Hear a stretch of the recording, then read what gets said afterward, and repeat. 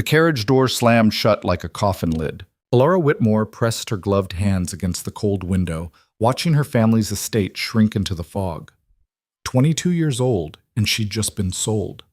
Not to a husband, to a monster. The Duke of Blackmore. A man so hideous, so dangerous that he hadn't shown his face in public for 5 years. Her father's debts were paid. Her sisters would eat. And she? She was being delivered to a mansion where servants whispered that the last woman who entered never came out the same. But here's what they don't tell you about being traded like livestock.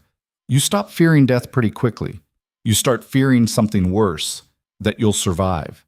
If you want to know whether a woman can walk into hell with her chin up, whether beauty can hide something more twisted than any scar, then stay with me. Hit that like button. Drop a comment with your city. I want to see how far this story travels. Because what happened behind those iron gates, nobody saw coming. The mansion looked like it was rotting from the inside out. Elara counted the windows as the carriage rolled up the long drive, 43 of them, and not a single one showing light. Blackmore Estate sat in the Yorkshire countryside like a broken tooth, all gray stone and dead ivy, surrounded by woods so thick the afternoon sun barely touched the ground. The kind of place where you could scream and nobody would hear, where you could disappear and nobody would look. She'd known this was coming for 3 weeks. 3 weeks since her father, red-faced and reeking of brandy, had stumbled into her room and told her she was engaged. 3 weeks since she'd learned that the Whitmore family fortune had been gambled away on bad investments and worse decisions.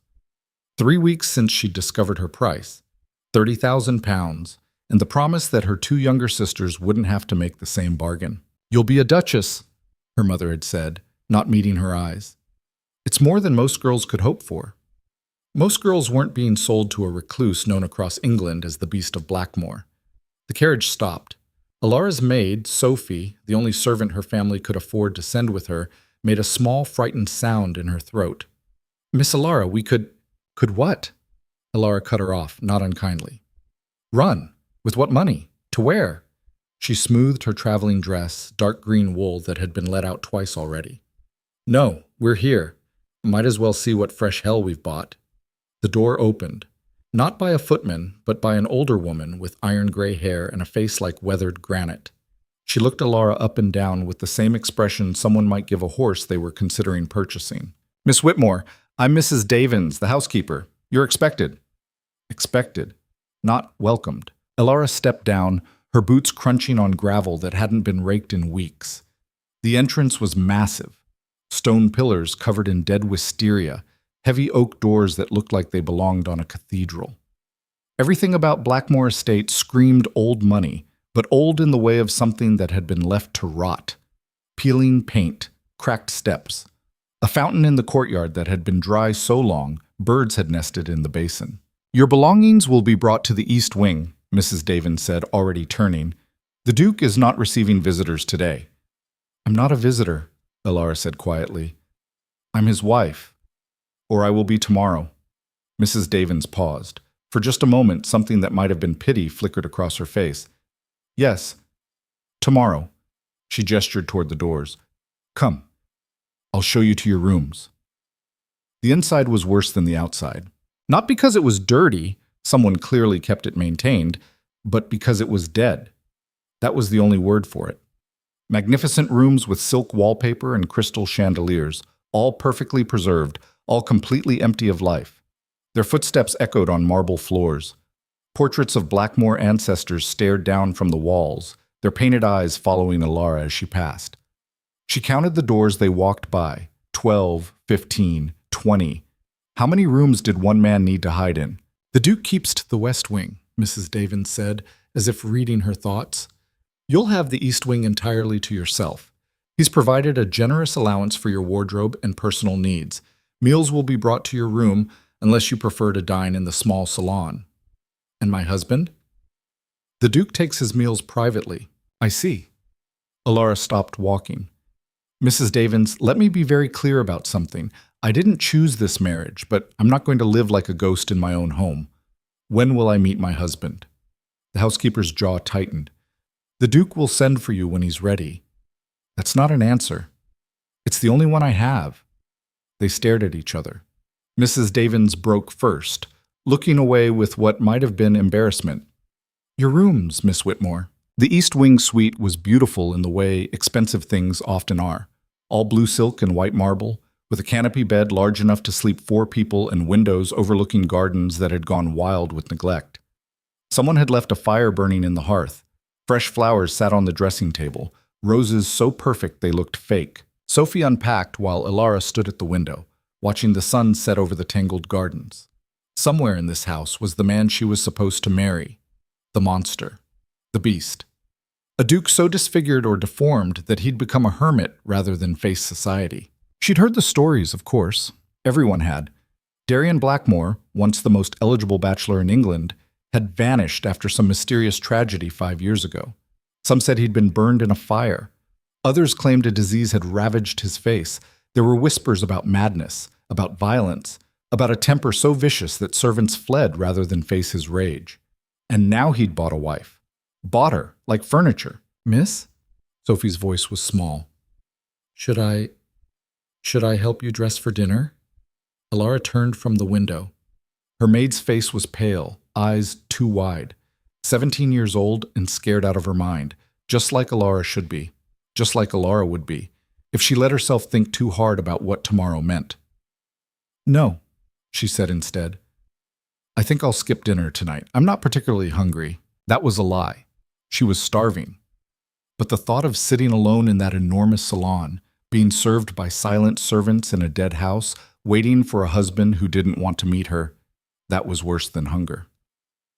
Sophie helped her undress, laid out her nightgown, and retreated to the servants' quarters with obvious relief. The moment the door closed, Elara locked it. Then she dragged a chair under the handle for good measure. Ridiculous, maybe, but it made her feel slightly less like prey. She didn't sleep. Instead, she lay in that massive bed, staring at the canopy above her, listening to Blackmore Estate settle around her. Old houses made sounds, creaking wood, rattling windows, the occasional groan of pipes. But this was different. This felt watchful. Like the house itself was aware of her, this stranger in its halls, and hadn't decided yet what to do with her. Somewhere around midnight, she heard footsteps, heavy, measured, moving through the corridor outside her room. They paused at her door. She could see the shadow beneath it, blocking the thin line of light from the hall. Her heart hammered so hard she thought whoever was out there must hear it. The footsteps moved on. Elara let out a breath she hadn't realized she was holding. She wanted to be brave, wanted to march out there and demand to face her future head-on. But bravery, she was learning, wasn't the absence of fear. It was knowing when to be smart instead of stupid. Tomorrow she'd face the beast, if he bothered to show up to his own wedding. Morning came with gray rain and a knock at her door. Mrs. Davins entered carrying a dress bag, her expression carefully neutral. "Your wedding gown, Miss Whitmore. The ceremony is at 11. The dress was stunning. Ivory silk with seed pearls and Belgian lace, the kind of gown that should have been chosen over months of planning, not delivered like a piece of mail. It fit perfectly, which somehow made it worse. He'd known her measurements, had probably paid some London modiste a fortune to create this for a bride he'd never met. Sophie pinned up her hair while Elara stood like a doll, letting herself be arranged and perfected. Her face in the mirror looked calm. That was good. That was the one thing she could control, not showing how terrified she actually was. "Miss Whitmore," Mrs. Davins said quietly, "the Duke asked me to give you this." She held out a small box. Inside was a ring, not the delicate, pretty thing most girls received, but a heavy gold band set with a dark sapphire the size of her thumbnail. Old, valuable, utterly impersonal. And a note, in handwriting so controlled it looked like it had been carved rather than written. "You may leave after the ceremony if you wish. An annulment will be arranged. I will not force you to stay."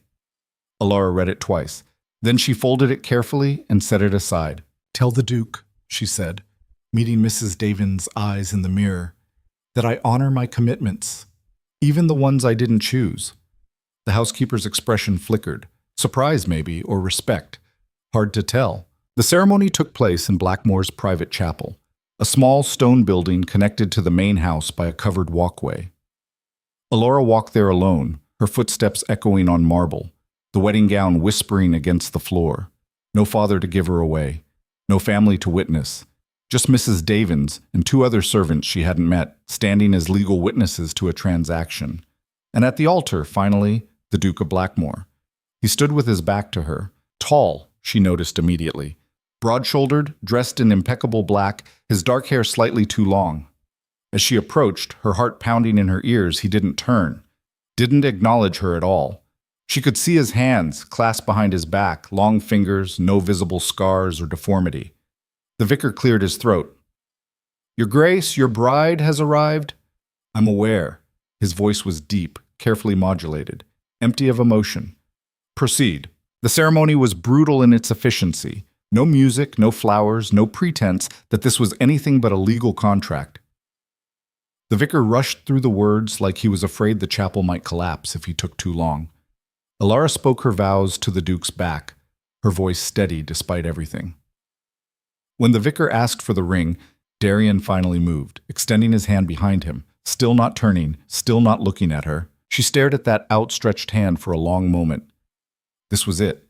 The last chance to run, to refuse, to choose pride over survival. She took his hand. His fingers were warm. That surprised her more than anything. She'd expected something cold, monstrous. Instead, his skin was just human. He slid the sapphire ring onto her finger with careful precision, his touch impersonal and quick, then released her immediately. "I now pronounce you man and wife," the vicar said, already closing his book. "Your Grace, you may—" "That won't be necessary."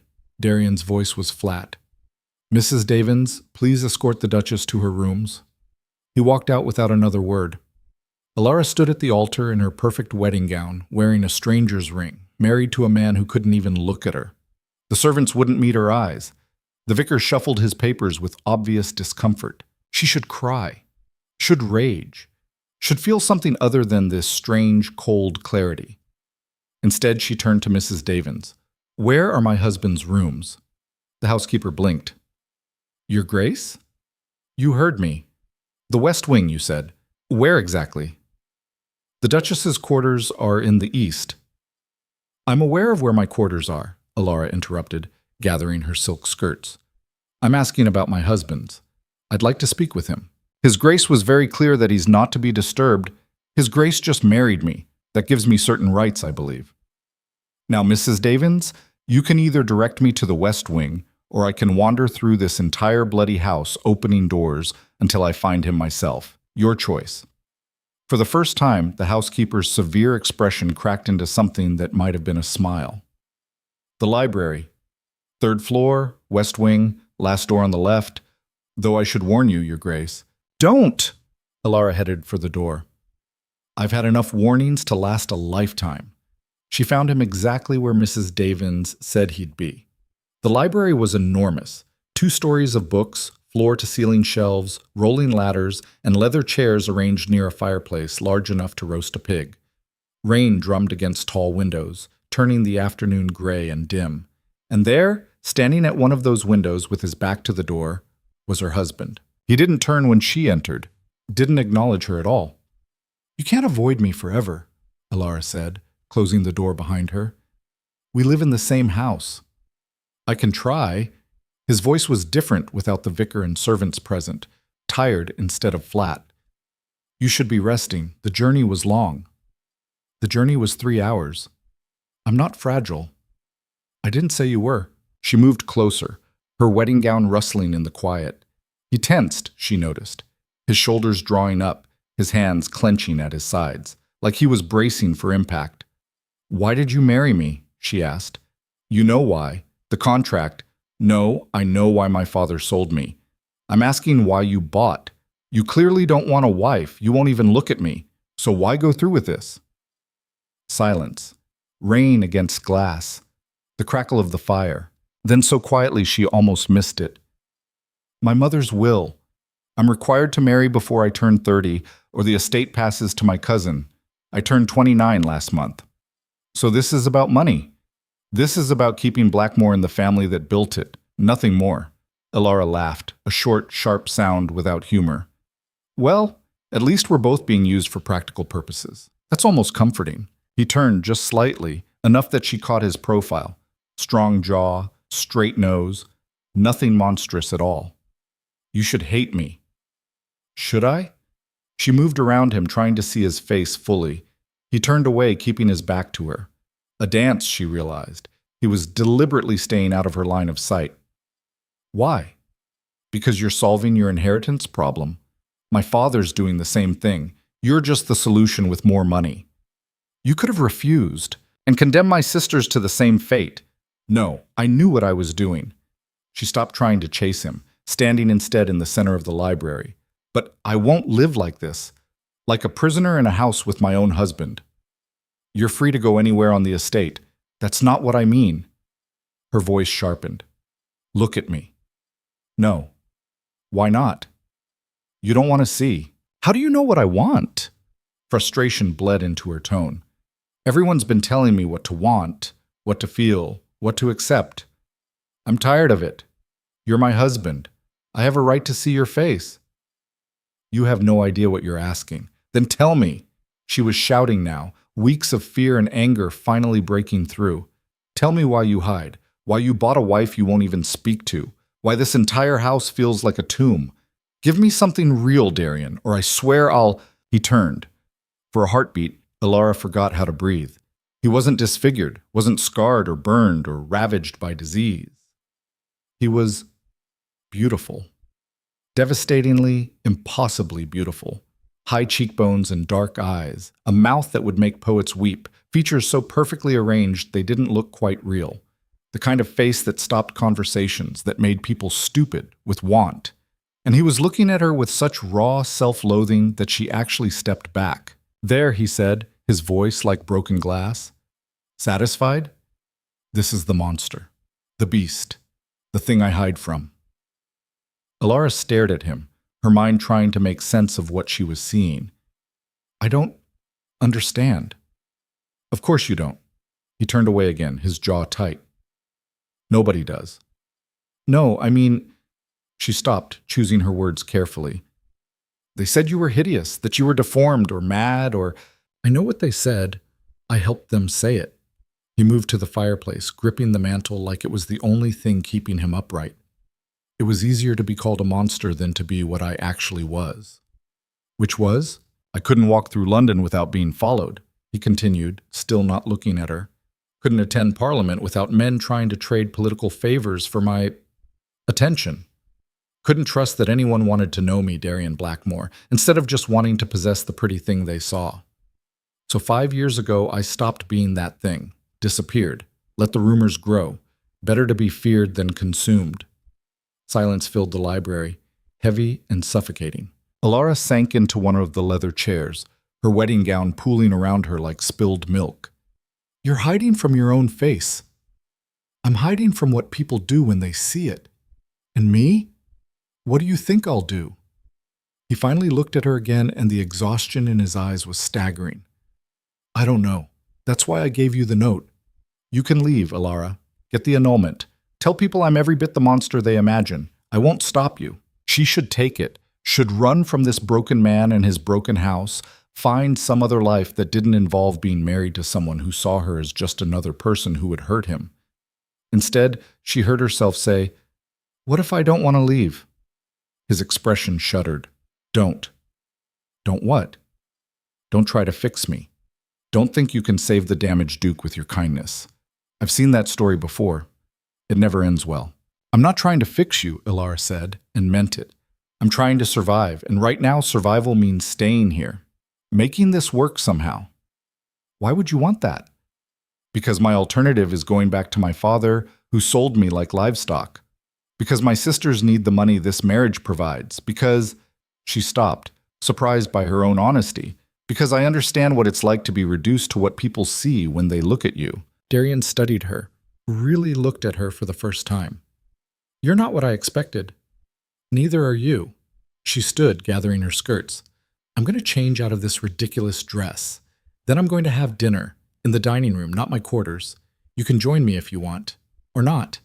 But I'm done hiding, and I'm done being told where I belong in my own house. She made it to the door before he spoke again. Elara. She turned. He was still by the fireplace, his perfect face shadowed and uncertain. Thank you. he said quietly, "for not reacting the way most people do." "To your face? Why would I react to—" She stopped, understanding hitting her. "Oh, you think I'm going to fawn over you now, or proposition you, or—" "It happens. I'm sure it does." She met his eyes steadily. "But I'm not most people, Darian, and you're not a thing to be admired or possessed. You're my husband. Like it or not, we're stuck with each other. We might as well try to be civil."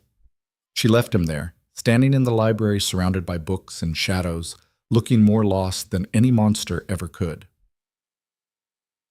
Dinner was a strange, tense affair. Elara sat at one end of the massive dining table, Darian at the other, with 20 feet and a dozen candelabras between them. The servants moved silently, serving courses that neither of them really ate.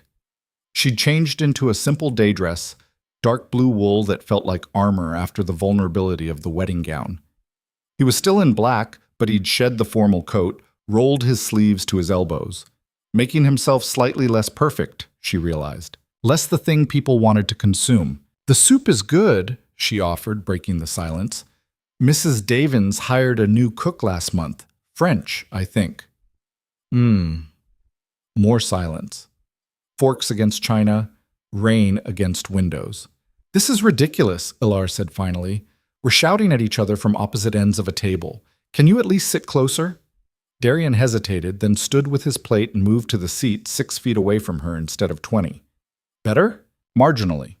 She poured herself more wine, her third glass, not that she was counting.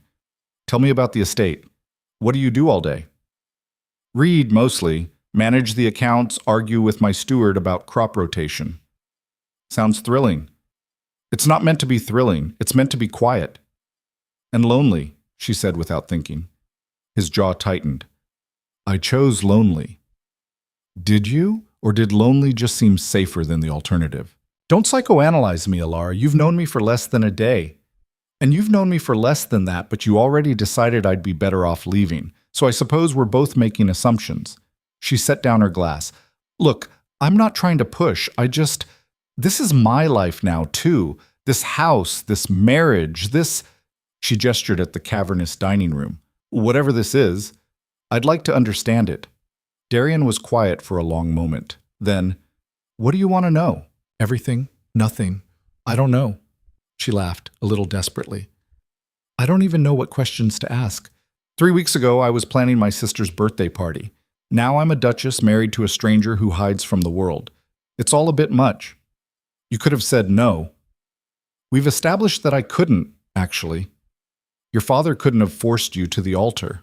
"No, but he could have sold my sisters instead. Or lost the house, and we'd all end up in debtor's prison or worse. So, yes, technically I had a choice. But it wasn't a real one." She met his eyes. "Just like your choice wasn't real. Marry or lose your inheritance. We're both trapped, Darian, just in different cages."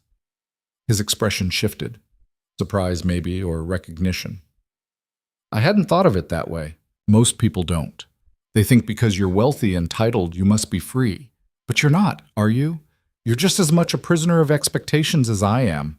"That's surprisingly astute." "I'm not stupid," Elara said mildly. "Just poor. There's a difference." For the first time since she'd met him, Darian smiled. It was small, fleeting, but real. Point taken. They finished dinner in more comfortable silence. When the servants cleared the plates, Elara stood to leave, then paused. "Tomorrow," she said, "I'm going to explore the estate, the gardens, the grounds, all of it. You can join me if you want, or not. But I thought I'd offer." Darian looked up at her, something unreadable in his dark eyes. "I'll consider it." "That's all I ask." She left him there, alone in the dining room, and headed back to the East Wing. Sophie was waiting, ready to help her undress and settle for the night. But Elara sent her away, wanting to be alone with her thoughts. The day had been impossibly long. This morning she'd been Elara Whitmore, unmarried and relatively powerless. Now she was the Duchess of Blackmore, married to a man who was somehow both exactly what she'd feared and nothing like it at all. She should be terrified, should be plotting her escape, finding ways to break the contract and flee. Instead, she found herself thinking about Darian's face when he'd finally turned around. Not the beauty, that was almost irrelevant, but the brokenness beneath it. The way he'd looked at her like he was waiting for betrayal, for hurt, for confirmation that he was right to hide. She knew that look. She'd seen it in the mirror often enough back when her father would parade her in front of potential investors, hoping her face and manners would smooth over his failing business ventures. Being reduced to decoration, to a thing that existed only to be useful to someone else. Maybe that's why she hadn't run. Because she recognized in Darian something she understood too well, what it meant to be valuable for all the wrong reasons. The rain had stopped by the time she finally slept, leaving the night quiet and still. Somewhere in the West Wing, her husband was probably also lying awake, wondering what fresh hell tomorrow would bring. Neither of them could have guessed how much worse and better things were about to get. The next morning arrived with weak sunlight and the kind of cold that seeped through stone walls like water. Elara woke to find Sophie already laying out clothes, a walking dress in deep burgundy, sturdy boots, a wool cloak. Smart choices for exploring the grounds. "Mrs. Davins said you'd be wanting these, Your Grace," Sophie said, keeping her eyes down. Still nervous, still treating Elara like she might shatter at any moment. "Sophie, look at me." Elara waited until the girl's eyes met hers. "I'm the same person I was yesterday. The title doesn't change that. You don't have to be afraid." "Yes, Your Grace. I mean..." Sophie's face flushed. "I'll try." By the time Elara made it downstairs, she'd half convinced herself that Darian wouldn't come. Why would he? He'd spent 5 years avoiding the world. One conversation over dinner wasn't going to change that. She was wrong. He was waiting in the entrance hall, dressed for the outdoors in dark trousers and a coat that made his shoulders look even broader. His face was carefully neutral, but she caught the tension in the way he held himself, like a man preparing for battle. "You came," she said, not bothering to hide her surprise. "You invited me." He gestured toward the door. "Shall we?" The gardens were worse in daylight. What had looked merely neglected in the rain now revealed itself as actively dying. Rose bushes choked with weeds, pathways cracked and overgrown, fountains dry and crumbling. A greenhouse with half its glass panes shattered, the interior a jungle of wild growth. "How long has it been like this?" Elara asked, stepping over a fallen trellis. 3 years, maybe 4. Darian's voice was flat. "I dismissed most of the gardening staff when I stopped going out." "Why?" "Because maintaining a garden nobody sees seemed pointless." She turned to face him. "But you see it. Every day from your windows you see this." He looked away, jaw tight. "I stopped noticing." "That's a lie." His eyes snapped back to her, sharp with anger. "Excuse me? You heard me. You notice everything. You just stopped caring." She kept walking, her boots crunching on gravel that had turned more to dirt than stone. "Or you convinced yourself you stopped caring. I'm not sure which is worse." "You don't know anything about me. I know you're punishing yourself. This whole place..." She swept her arm at the ruins around them. "It's not protection. It's penance. You're living in a tomb because some part of you thinks you deserve it." Darian's face went cold, that careful mask slamming down. "You're overstepping." "I'm your wife. I'm allowed to overstep." "Being my wife doesn't give you the right to..." "To what? Tell you uncomfortable truths?" She stopped walking, forcing him to face her. "You wanted to hide, fine. You wanted to disappear, I understand that.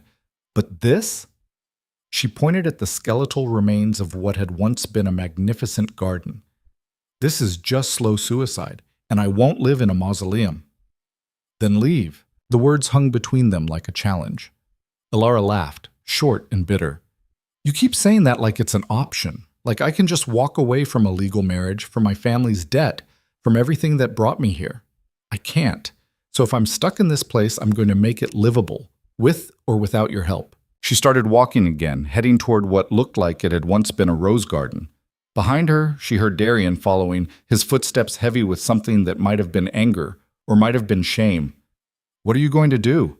he asked finally. "Dig up weeds yourself?" "If I have to." She knelt beside an overgrown rose bush, pushing aside dead leaves to find green growth underneath. "These aren't dead, they're just neglected. With work, they could bloom again." "How poetic." She ignored the sarcasm. "I'll need gardeners. At least 3. and someone who knows about structural repair for the greenhouse. Can you afford it?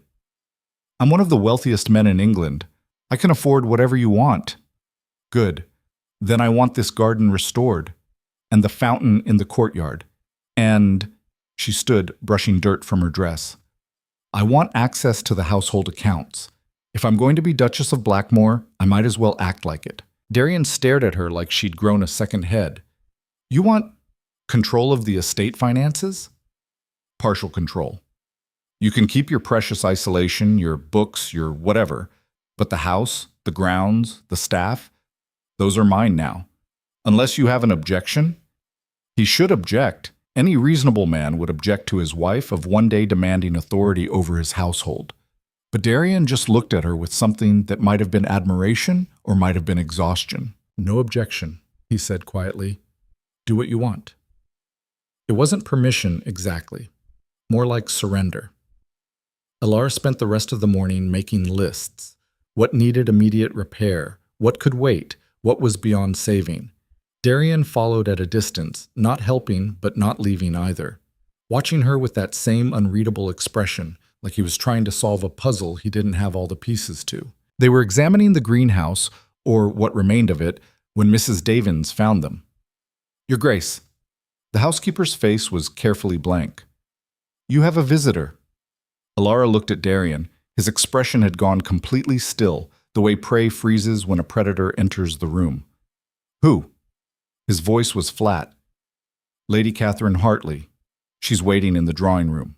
The name meant nothing to Elara, but it clearly meant something to Darian. His hands clenched at his sides, and for a moment she thought he might actually run. Tell her I'm not receiving visitors. I did, Your Grace. She says she'll wait. Then she'll be disappointed. Darian! Elara kept her voice low. Who is she? Nobody important. That's also a lie. You're terrible at lying, you know. Your face gives you away. He turned that face toward her now, and the fury in it was startling. Do not presume to know me based on one day of acquaintance. Lady Catherine is none of your concern. She's in my drawing room. That makes her my concern. They stared at each other. Mrs. Davins watched with the careful neutrality of someone who'd witnessed too many aristocratic arguments to be shocked by them. Fine. Darian's voice was ice. You want to meet her? Let's meet her. He strode toward the house with long, angry steps. Elara followed, her stomach knotting with something that felt dangerously like dread. Lady Catherine Hartley was everything Elara wasn't. Tall, blonde, dressed in a gown that probably cost more than Elara's entire former wardrobe. Beautiful in the polished, perfect way that came from money and breeding and knowing you were desired.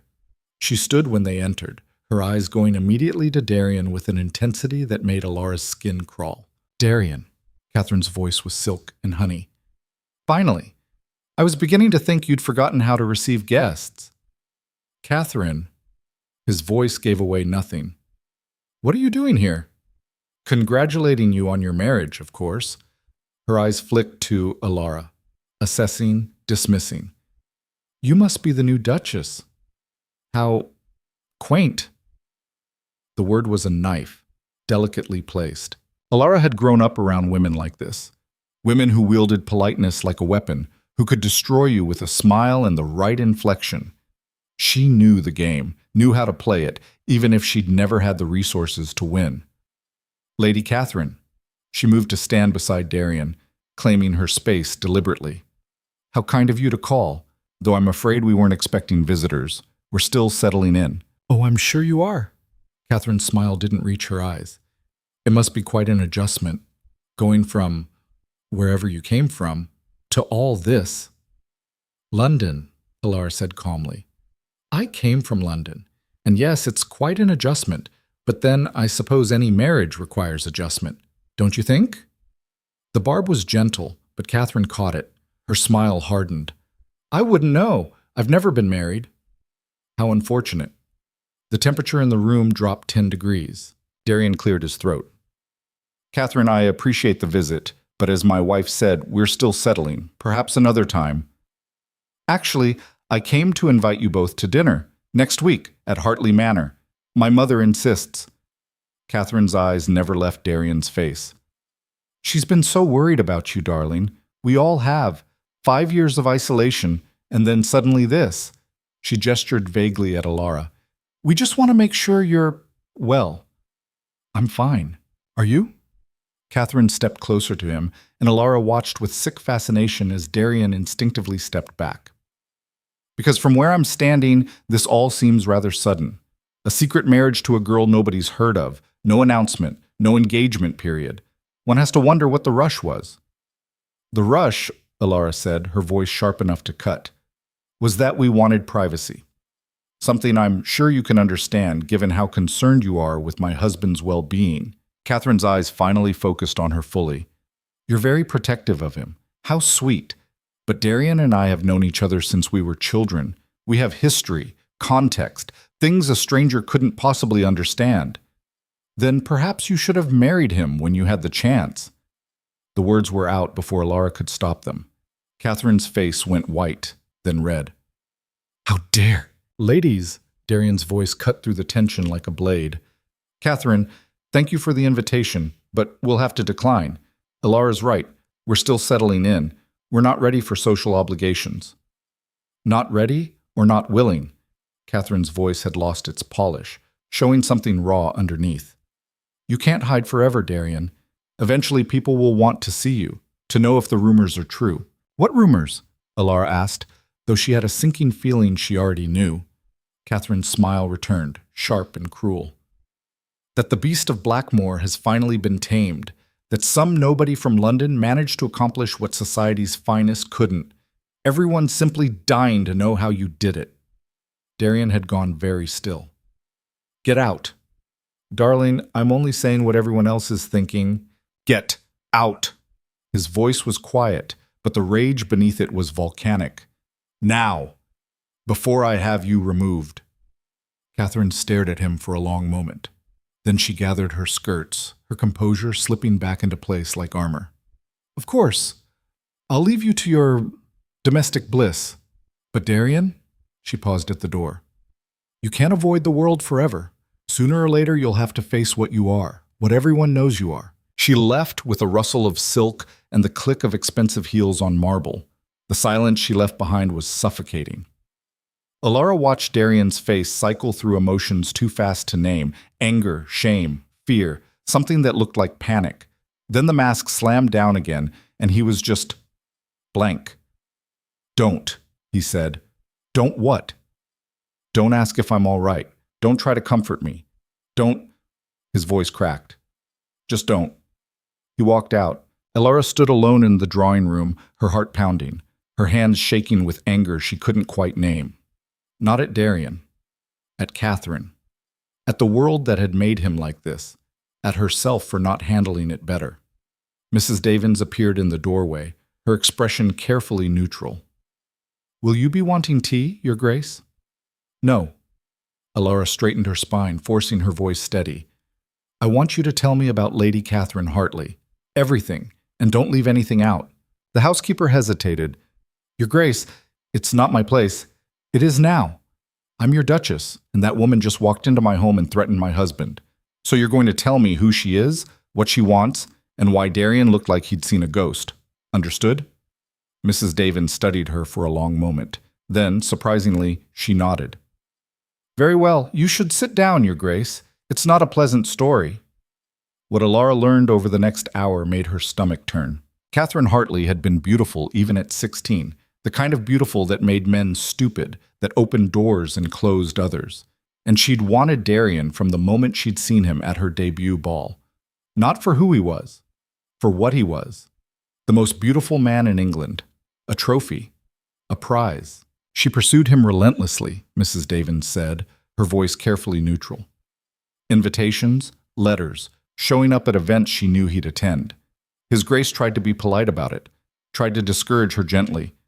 But Lady Catherine doesn't take no for an answer. What happened? The housekeeper's mouth thinned. A house party. 5 years ago.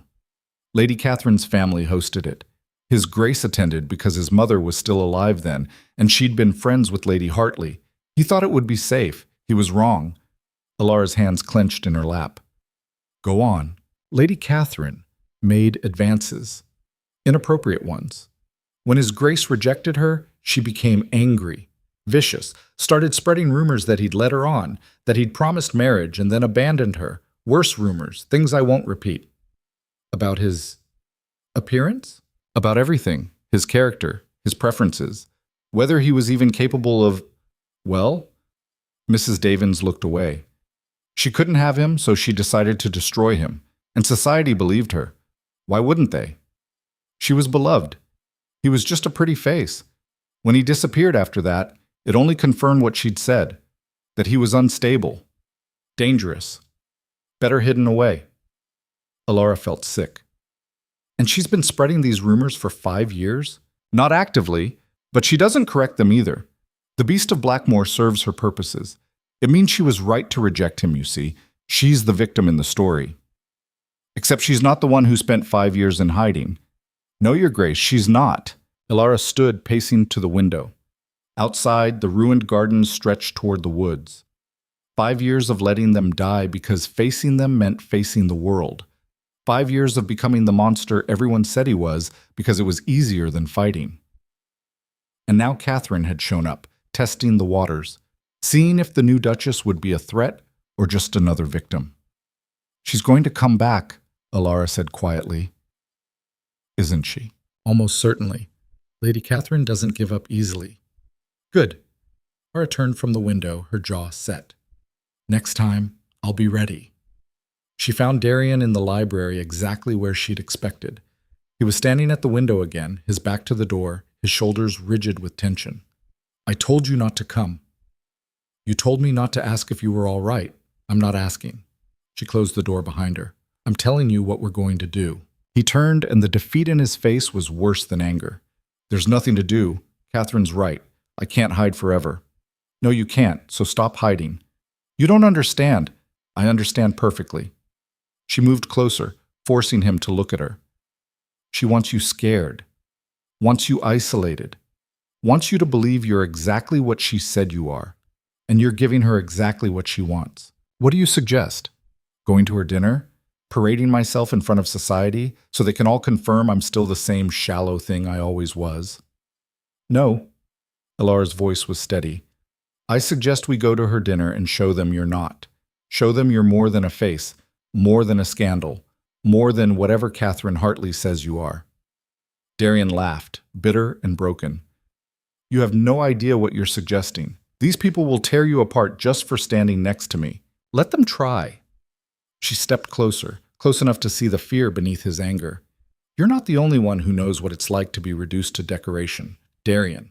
I've spent my whole life being paraded in front of men who saw me as currency, as a thing to be traded for their benefit. The difference is, I never had enough value to run from it. His expression shifted. Surprise? Recognition? Something that might have been respect. So, here's what I'm proposing, Elara continued. We go to that dinner, together. We walk into Catherine's house as exactly what we are. Two people who got forced into a marriage we didn't choose, who are making the best of it anyway. We don't hide. We don't apologize. And we sure as hell don't let her control the narrative anymore. They'll destroy us. They'll try, but they can only destroy us if we care what they think. She held out her hand. I don't know about you, but I'm tired of caring. Darian stared at her outstretched hand like it was a trap. Like accepting it would mean something he wasn't ready for. You're insane, he said finally. Probably. Do we have a deal? For a long moment, he didn't move. Then slowly he reached out and took her hand. His palm was warm, his grip firm but careful. We have a deal. The next week passed in a blur of preparation. Elara threw herself into restoring the gardens with the same intensity she brought to planning their social assault. If they were going to face Catherine and her circle, they needed to present a united front. A couple who looked like they belonged together, who'd chosen each other instead of being forced together by circumstance. The lie had to be perfect. She hired the gardeners, ordered repairs for the greenhouse, had the fountain in the courtyard restored and filled. Slowly, painfully, Blackmore Estate started to look less like a tomb and more like a home. Darian watched it happen with an expression she couldn't quite read, somewhere between wonder and grief. You're changing everything, he said one afternoon, watching workers repair the greenhouse glass. I'm fixing what was broken. There's a difference. Is there? She looked at him. Really looked at him. The perfect face that had caused him so much pain, the careful distance he kept even when they were standing side by side. You tell me. He didn't answer. 3 days before this dinner, a package arrived. Elara's new gowns. 3 of them, each more stunning than the last. Darian had commissioned them without asking, probably through the same modiste who'd made her wedding dress. The burgundy silk with black lace would be perfect for Catherine's dinner, elegant without being showy, expensive without being gaudy. The message was clear. The new Duchess had money, taste, and a husband who provided for her. You didn't have to do this, she said that evening over dinner. They'd been eating together every night now, still at opposite ends of the table, but talking more, getting used to each other. Yes, I did. Catherine will judge everything about you. Your dress, your jewelry, your deportment. I won't give her ammunition. You mean you won't give her the satisfaction of thinking you married beneath you? His jaw tightened. I didn't marry beneath me. Financially, we both know I am. Socially, too, probably. Socially, you're worth 10 of Catherine Hartley. The vehemence in his voice surprised her. She's a viper in silk. He stopped, as if realizing he'd said too much. I'm what? Real, he said quietly. You're real. That's more valuable than any title. The compliment landed somewhere in her chest, warm and unexpected. The night before the dinner, Elara couldn't sleep. She kept running through scenarios, conversations, things Catherine might say and how to respond. Darian had taught her the basics, who would be there, what their connections were, where the social landmines lay. But knowing the battlefield wasn't the same as fighting on it. Around midnight, she gave up on sleep and went downstairs to the library. Darian was there, of course, always in the library, surrounded by books like they were armor. Can't sleep either? She asked. He looked up from whatever he was reading, his face shadowed in the firelight.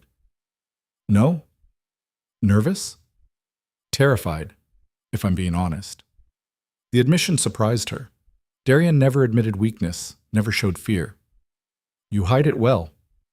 I've had practice. He closed his book. Elara, about tomorrow.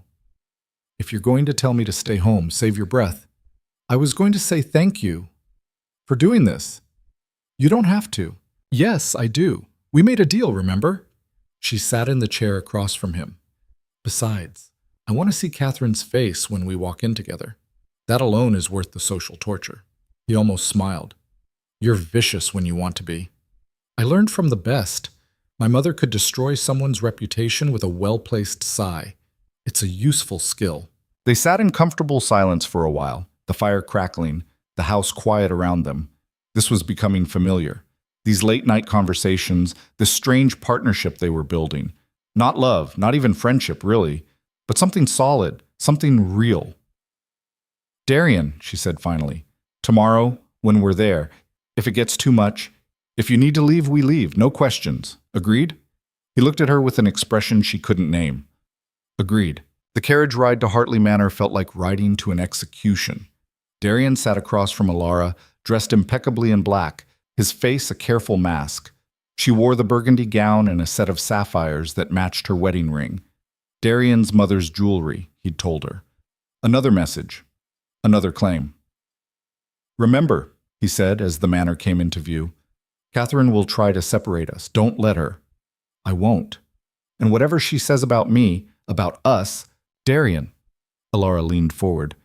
I know what I'm walking into. Trust me to handle it. He nodded, but the fear in his eyes didn't fade. Hartley Manor was everything Blackmore wasn't. Bright, perfectly maintained, filled with people and noise and laughter. They were announced at the drawing room entrance, and the conversation died instantly. Every eye turned toward them. Toward Darian. Elara felt him tense beside her, felt the instinct to flee warring with the determination to stay. She slid her hand into his, a deliberate public claim. He gripped it like a lifeline. Catherine glided toward them, resplendent in white silk. Darian, how wonderful that you came. And Mrs. Blackmore. Duchess, Elara corrected smoothly. Or Your Grace, if you prefer formality. Catherine's smile didn't waver, but her eyes went hard. Of course. Your Grace. Please do come in. Everyone is dying to meet you. Dying was the right word. The other guests circled like sharks scenting blood.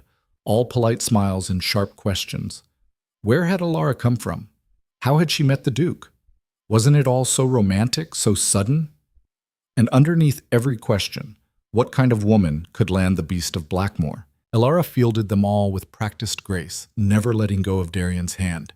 He stayed silent beside her, his face carefully blank, letting her be his shield, until Catherine decided to strike. Darian, darling, you simply must see the conservatory. We've had it completely redone since you were last here. I'm sure it will bring back such memories. The trap was obvious, separating them, getting Darian alone. I'd love to, Elara said brightly. We've been working on our own conservatory, actually. I'd welcome the inspiration. Catherine's smile turned brittle. Actually, I was hoping to speak with Darian privately, just for a moment. Surely you don't mind, Your Grace? Old friends catching up? Every eye in the room was on them now, waiting, watching.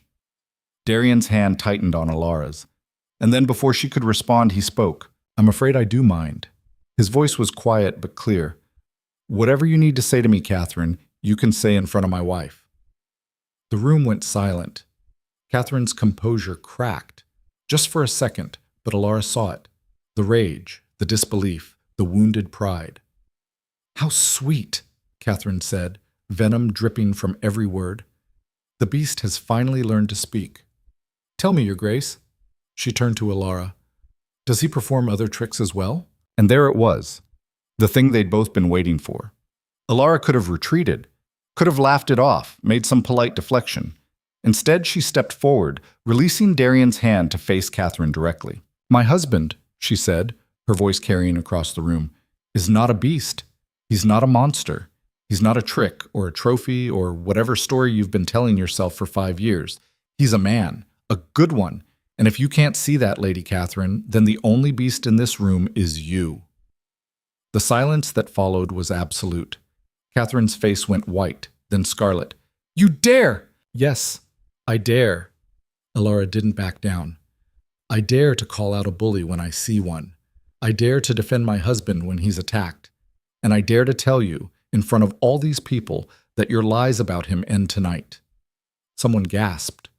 Someone else whispered.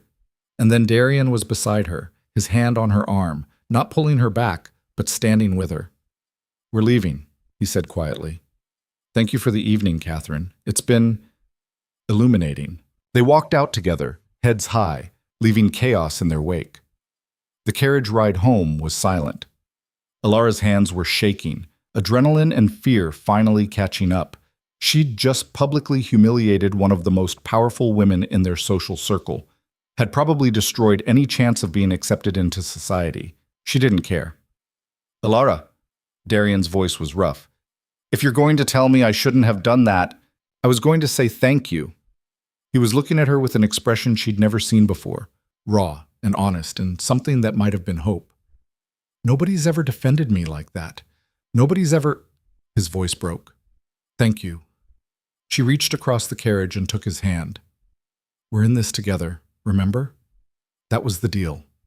His fingers laced through hers, and this time he didn't let go. His fingers laced through hers, and this time he didn't let go.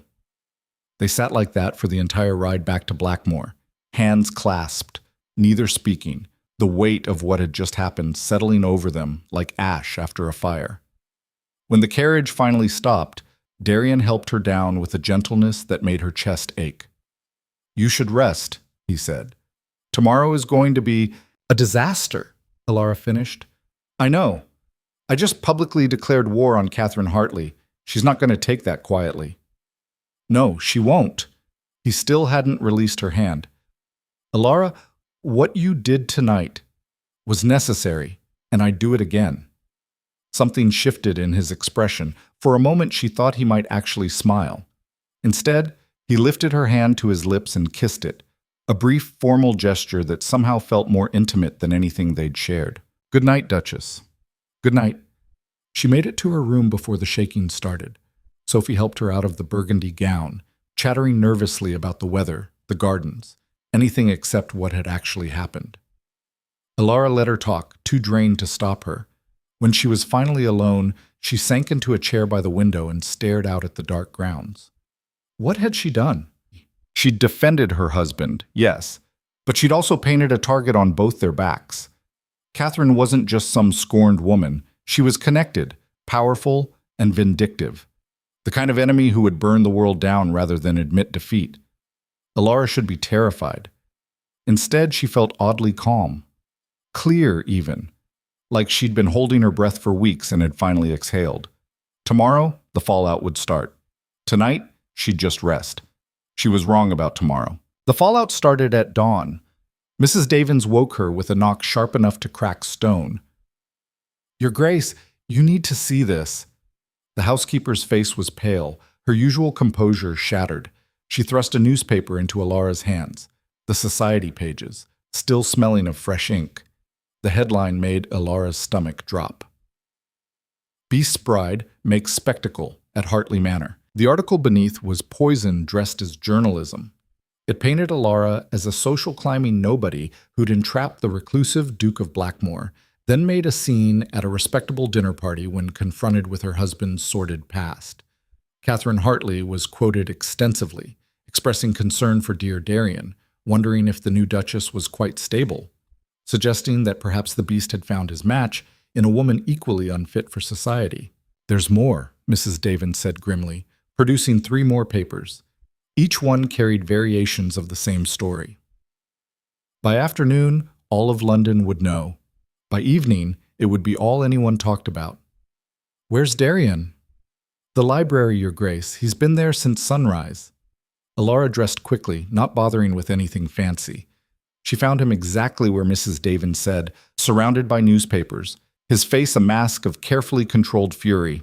"I'm sorry," she said from the doorway. He looked up, and the defeat in his eyes was worse than anger. "For what? Defending me? That's not your fault." "Then whose fault is it?" "Mine." He gestured at the papers. "I should have known Catherine would do this. Should have prepared better. Should have—" "Stop!" Elara crossed to him, snatching a newspaper from his hand and throwing it in the fire.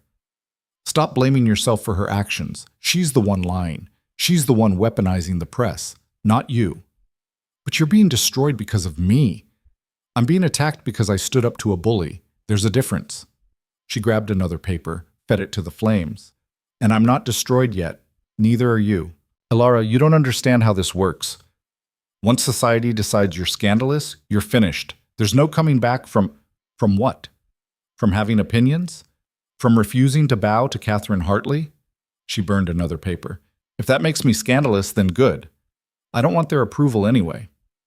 You say that now, but when you're cut from every guest list, when women cross the street to avoid you, when what, Darian? When I'm isolated and alone?" She laughed, sharp and bitter. "I've been alone my entire life. At least now I'm alone with a purpose." He stared at her like she'd spoken a foreign language. "You're not afraid." "Oh, I'm terrified. But fear doesn't stop me from acting. It never has." She sat in the chair across from him. "What did you do when Catherine spread her first rumors about you?" "I hid. Let her win." His voice was barely above a whisper. "I was too afraid to fight back." "Well, I'm not hiding, and I'm not letting her win." Elara leaned forward. "We have 2 choices. We can retreat to Blackmore and prove everything she said about us is true, or we can fight back." "How? She controls the narrative. She has the press, the connections, She has lies. We have truth." Elara's mind was already racing, piecing together a strategy. "What if we told our story? The real one. Not the version Catherine's selling." Darian's expression shifted from defeat to something that looked almost like hope. "How?" "A ball. Here, at Blackmore, we invite everyone. The same people who were at Catherine's dinner, the same people reading these papers. We show them who we actually are, not the beast and his unstable bride. Just 2 people making the best of an arranged marriage." "That's insane." "Probably, but it might work." She stood pacing. "Think about it. Catherine's entire story depends on you being the monster everyone believes you are. What happens when you're not? When people see you're just a man? When they see we're actually—" She stopped, searching for the right word. "Partners," Darian finished quietly. "Exactly. Partners. United. The opposite of what she's claiming." Elara turned to face him. "But we'd have to sell it. Really sell it. No more hiding in separate wings. No more avoiding touch. We'd have to look like we chose each other. That's a lot of acting. Is it? She held his gaze. Because from where I'm standing, we already chose each other. Maybe not at first, but last night, when we walked out of that house together, that was a choice. This morning, when you could have blamed me for all of this but didn't, that was a choice too. Darian stood slowly, moving to the window. A ball would take weeks to plan. We'd need musicians, flowers, food, staff. We'd need to repair the ballroom. It hasn't been used in 5 years. So we have work to do. He turned to look at her, really look at her, and what she saw in his face made her breath catch. Not love. They weren't there yet, might never be there. But respect, trust, something solid enough to build on. All right, he said. We fight. The next 2 weeks were chaos. Elara threw herself into planning the ball with the same ferocity she'd brought to restoring the gardens. She hired an event coordinator, a French chef, and enough servants to actually run the estate properly. The ballroom, a massive space that had been closed off and gathering dust, was opened, cleaned, and transformed. Crystal chandeliers were polished until they glittered like stars. The marble floor was refinished. New curtains were hung, deep blue velvet that made the room feel like twilight. Darian worked alongside her, no longer hiding in his wing. They spent hours in the ballroom arguing over seating arrangements and menu choices, the kind of domestic disagreements that felt almost normal, almost like a real marriage. The champagne should be French, Elara insisted, studying the caterer's proposal. English sparkling wine is just as good and sends a better message. What message? That we're provincial? That we support local industry? Darian marked something on his copy. Besides, half our guests will be drunk before dinner anyway. They won't know the difference. Spoken like someone who's never been to a proper ball. I've been to dozens of balls. I just tried to forget them. She looked up at that, catching the bitter edge in his voice. Because of Catherine? Because of everyone like Catherine, people who saw me as... He stopped, jaw tightening. Decoration, Elara finished. I know, but that's not what this ball is about. This is us showing them we're more than what they think. By throwing a party, by refusing to be ashamed.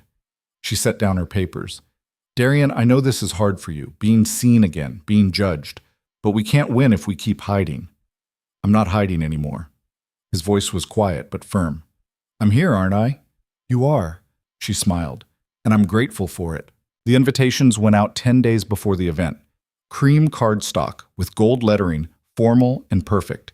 The Duke and Duchess of Blackmore request the pleasure of your company. RSVP required. The responses started arriving within 48 hours. Some acceptances, curiosity mostly, people wanting to see the scandal firsthand, but more refusals, polite excuses about prior commitments, sudden illnesses, family emergencies. The message was clear. Society was siding with Catherine. 37 acceptances, Elara said, counting the cards. Out of 200 invitations. That's more than I expected. Darian was reviewing the menu for the 5th time, making small adjustments. Honestly, I thought we'd get less. We need more. If only 37 people show up, it looks like a failure, like we're exactly what Catherine says, social outcasts hosting a party nobody wants to attend. Then we make those 37 count, quality over quantity. But Elara was already thinking ahead. What if we invited the press? Darian's head snapped up. Absolutely not. Hear me out. The papers are already writing about us. At least this way, they'd be writing about what actually happens instead of Catherine's version. Or they'll write something even worse. These people are vultures, Elara. They'll twist anything to sell papers. Then we give them something they can't twist, something undeniably real. She moved to stand beside him. You, being yourself, not the beast, not the recluse, just you. And if that's not enough, then at least we tried. He studied her for a long moment. You really believe we can pull this off? I believe we don't have a choice. Catherine's already won if we give up now. She touched his arm, a brief contact that had become familiar over the past weeks. But together, we might actually have a chance? His hand covered hers, warm and solid. Together. 5 days before the ball, everything went wrong. Mrs. Davins found Elara in the ballroom, supervising the installation of new light fixtures. The housekeeper's face was grim. Your Grace, there's a problem. The problem was named Edward Hartley, Catherine's brother, and one of the most influential men in Parliament. He'd just published an open letter in the Times, calling into question Darian's fitness to hold his seat in the House of Lords. The letter was devastating. Carefully worded insinuations about mental instability, questions about the legitimacy of the marriage, suggestions that perhaps the Blackmore estate should be placed under review for the good of the tenants. He's trying to destroy us legally, Darian said, his voice hollow. Not just socially. If Parliament starts an inquiry. They won't. Elara was already thinking, calculating. He doesn't have grounds. You're perfectly sane. The marriage is legal, and the estate is well managed. This is intimidation, not a real threat. You don't know Edward Hartley. If he wants an inquiry, he'll get one. He has the votes. Then we give him a reason not to push for it. She turned to Mrs. Davins. Can we get the estate books audited? Independently by someone with an impeccable reputation?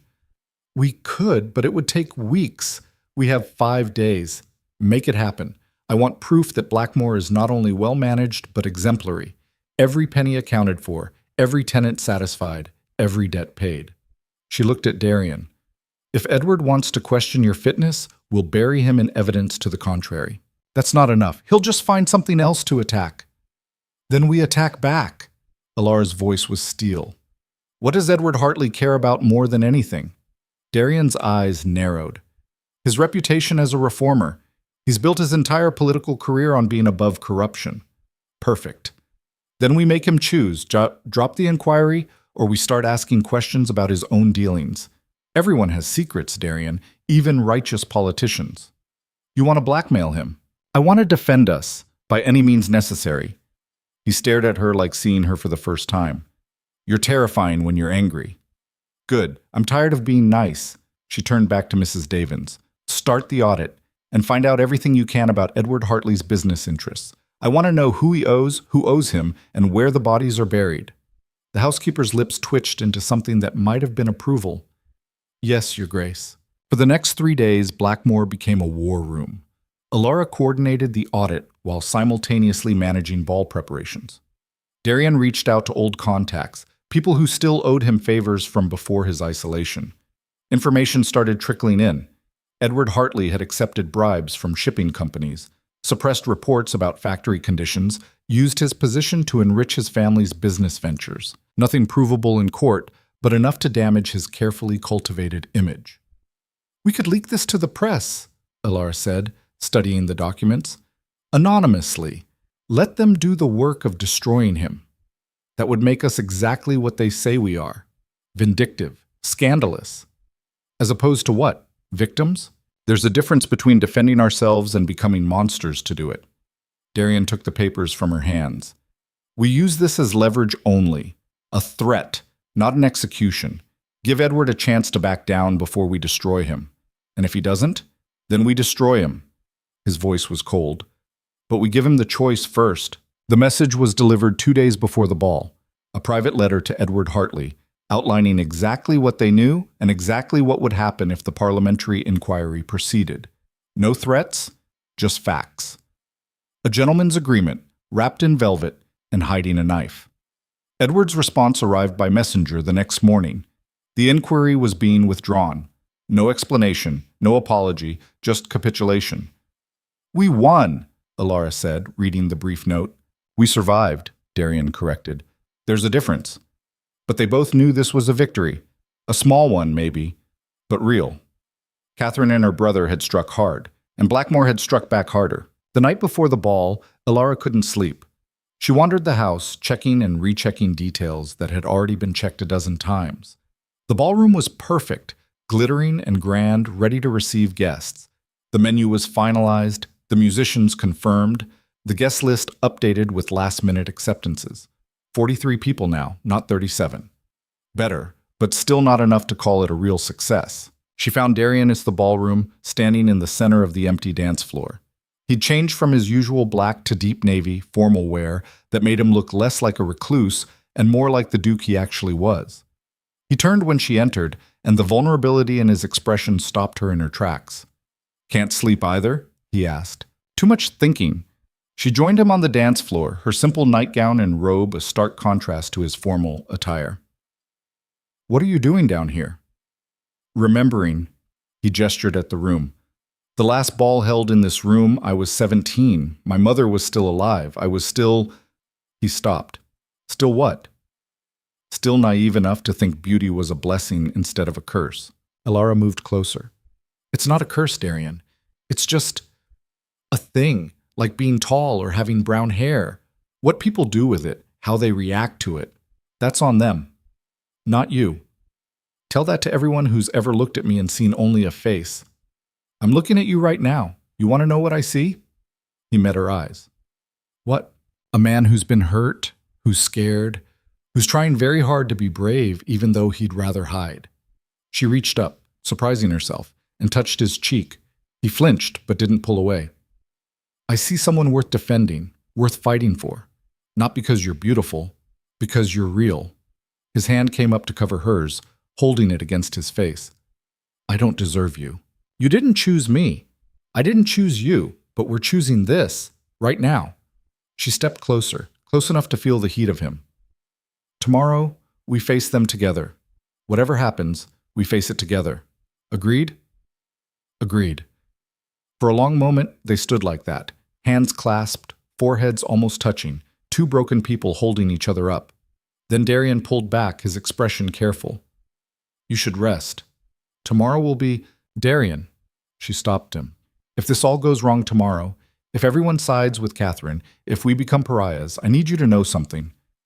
"What?" "I don't regret it, any of it. Defending you at Catherine's house, the ball, all of it. Even if we fail, I don't regret trying." Something shifted in his face, gratitude, wonder, something that looked almost like affection. "Neither do I."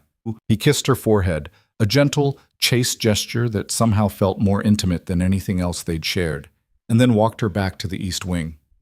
At her door, he hesitated. "Sleep well, Elara." "You too." She watched him disappear down the corridor, then slipped into her room. Her heart was pounding, her skin still warm where he'd touched her. This wasn't love. Couldn't be love, not yet. But it was something worth protecting. Tomorrow would tell them if it was something worth surviving. The ball started at 8. By 7:30, Elara was dressed in a gown that had cost more than her father's annual income. Midnight blue silk with silver embroidery, cut to make her look like she belonged in a ballroom. Sophie had pinned her hair up, woven it with pearls. The sapphire jewelry Darian had given her glittered at her throat and wrists. She looked like a duchess. She felt like an imposter. "You're beautiful, Your Grace," Sophie whispered. "I'm terrified." "You don't look it." That was something, at least. Darian met her at the top of the grand staircase. He was devastating in black formal wear, his hair perfectly styled, his face carefully neutral, but she saw the tension in his shoulders, the white knuckles as he gripped the banister. "Ready?" she asked. "No, you?" "Not even close." He offered his arm. She took it. Together, they descended to face their future. The first guests arrived at 8:15, Lord and Lady Morrison, an elderly couple who'd known Darian's mother. They were kind, if cautious, offering congratulations that sounded genuine. More guests trickled in, minor nobles, a few politicians, people whose curiosity outweighed their loyalty to Catherine Hartley. By 9, the ballroom held maybe 50 people. Not the 200 they'd invited, but more than the 43 who'd confirmed. Elara moved through the crowd with Darian at her side, making introductions, accepting compliments, playing the role of gracious duchess. Some guests were warm, others were coldly polite, their judgment obvious in every glance. And then, at 9:30, Catherine Hartley walked in. She wasn't on the guest list, hadn't RSVP'd. But there she was, stunning in crimson silk, flanked by her brother Edward and a half-dozen of London's most influential women. The message was clear. She was here to reclaim her narrative. The ballroom fell silent. Elara felt Darian go rigid beside her. "She can't be here." "She is here." Elara kept her voice low, her smile fixed. "And throwing her out would prove everything she said about us." "Then what do? We welcome her, like the gracious hosts we are." She moved forward before Darian could stop her, crossing the ballroom to meet Catherine head-on. Every eye followed her. Lady Catherine, what a surprise. Elara's voice was warm honey over ice.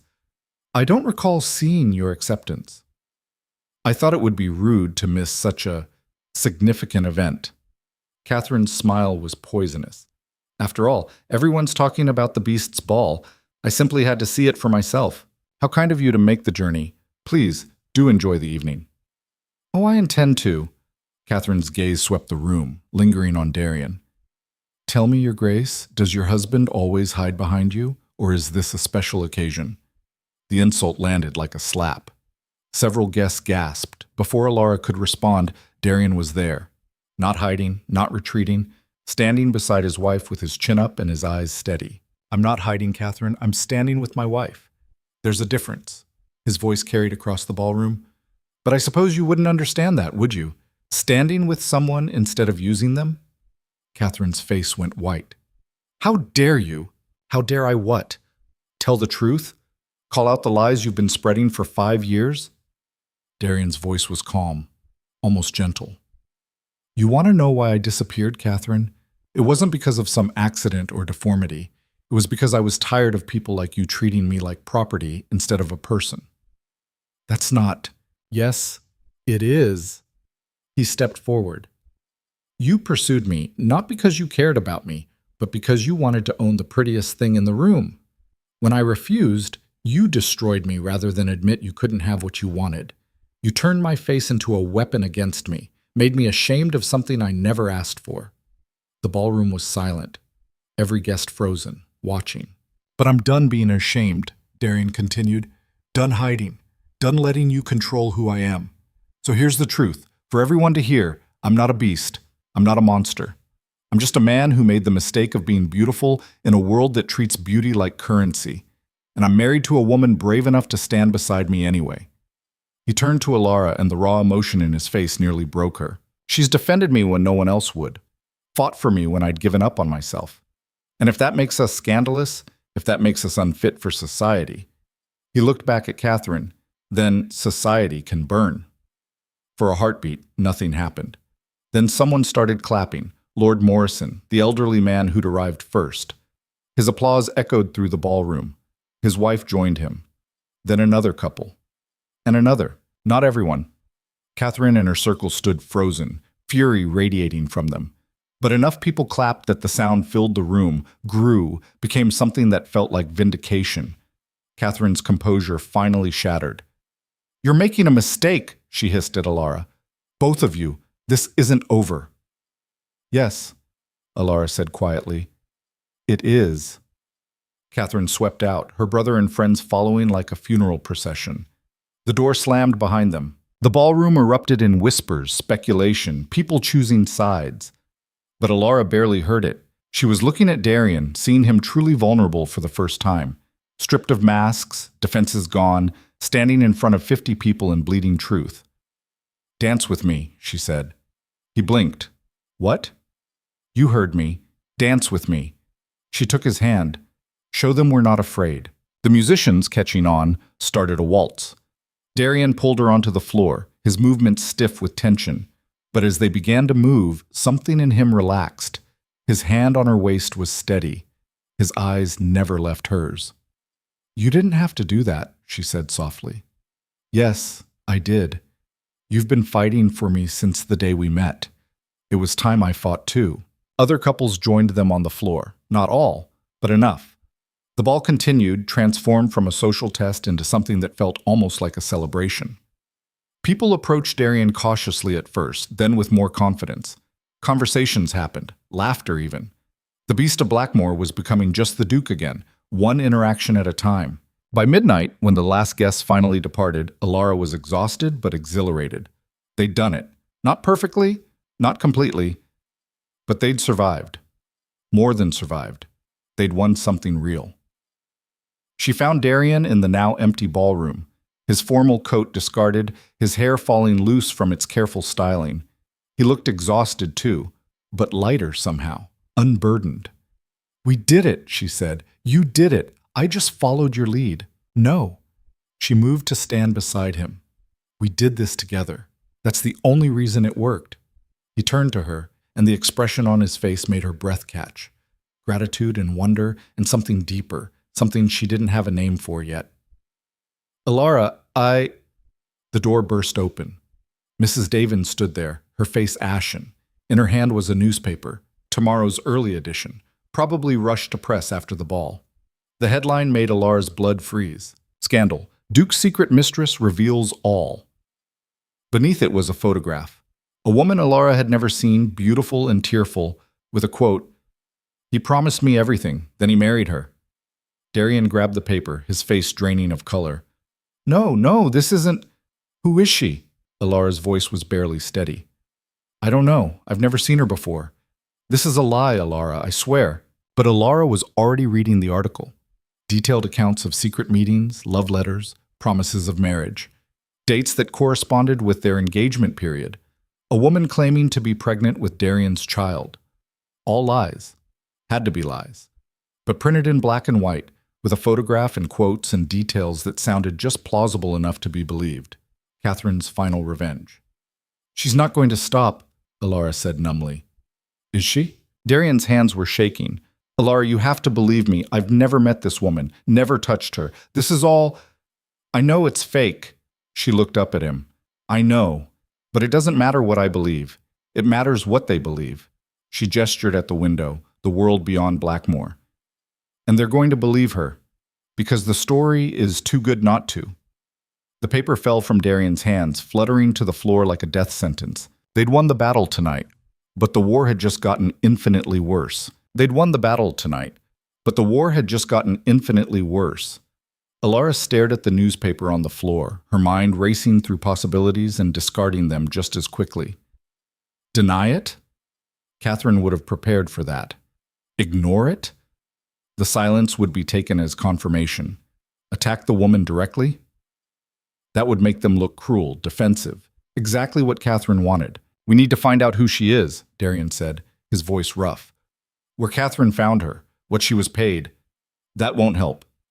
Elara picked up the paper, studying the woman's photograph. Pretty, tearful, perfect victim material. "Even if we prove she's lying, the damage is done. People will always wonder, always whisper. Then what do we do?" She looked at him, this man who'd just stood in front of 50 people and bled truth, who'd finally stopped hiding only to be gutted by another lie. The defeat in his eyes was unbearable. "We get ahead of it," she said. "How?" "By telling a better story." Her mind was already working, pieces clicking into place. "Catherine's giving them scandal. We give them something they want more." "Which is?" "A love story." Darian stared at her. "We can't fake that, can't we?" She moved closer. "Think about it.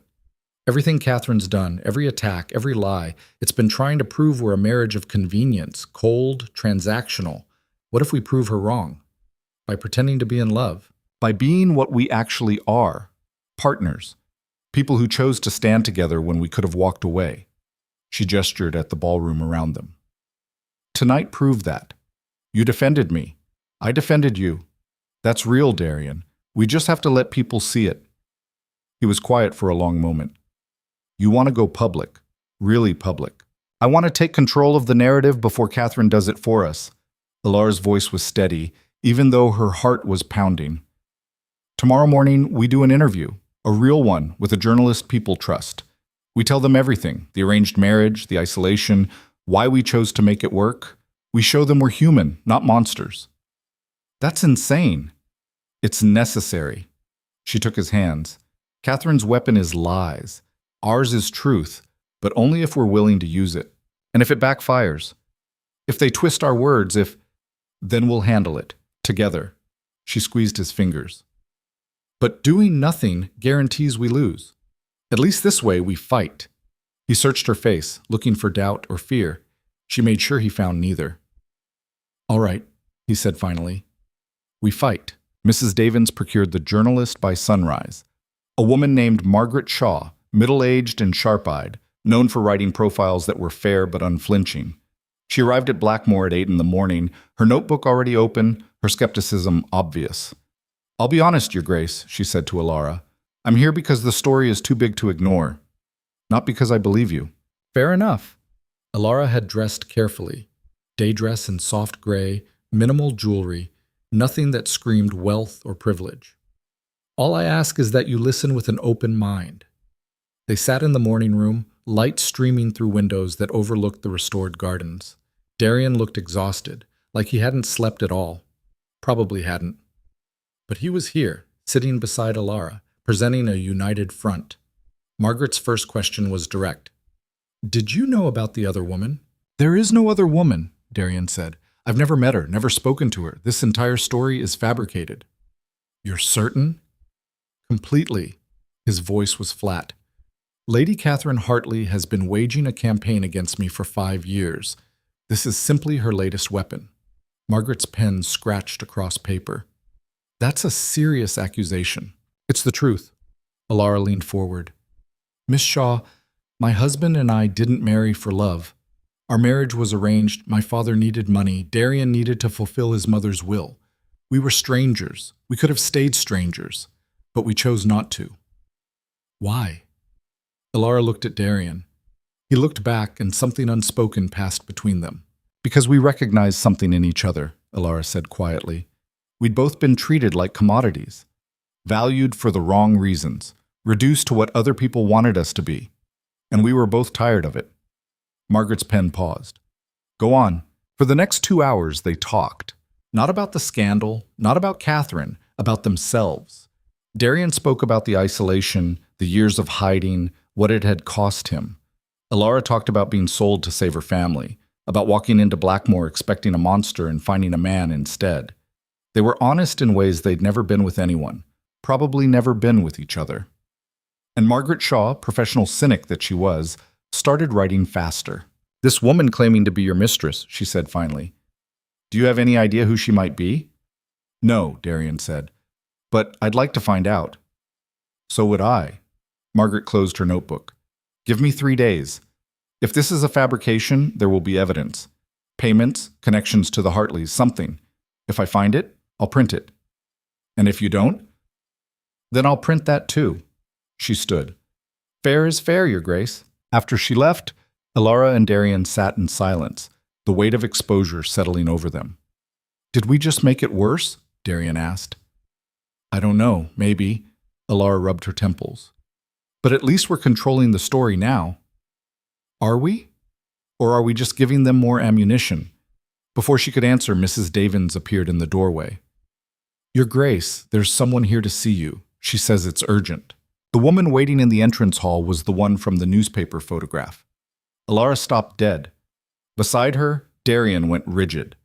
The woman was younger than she'd looked in the picture, maybe 25, dressed in clothes that had once been fine but were now fraying at the edges. Her eyes were red from crying, real crying, not the posed tearfulness of the photograph. I'm sorry, she said immediately, her voice breaking. I'm so sorry. I didn't know what else to do. Who are you? Darian's voice was ice. My name is Alice Brennan.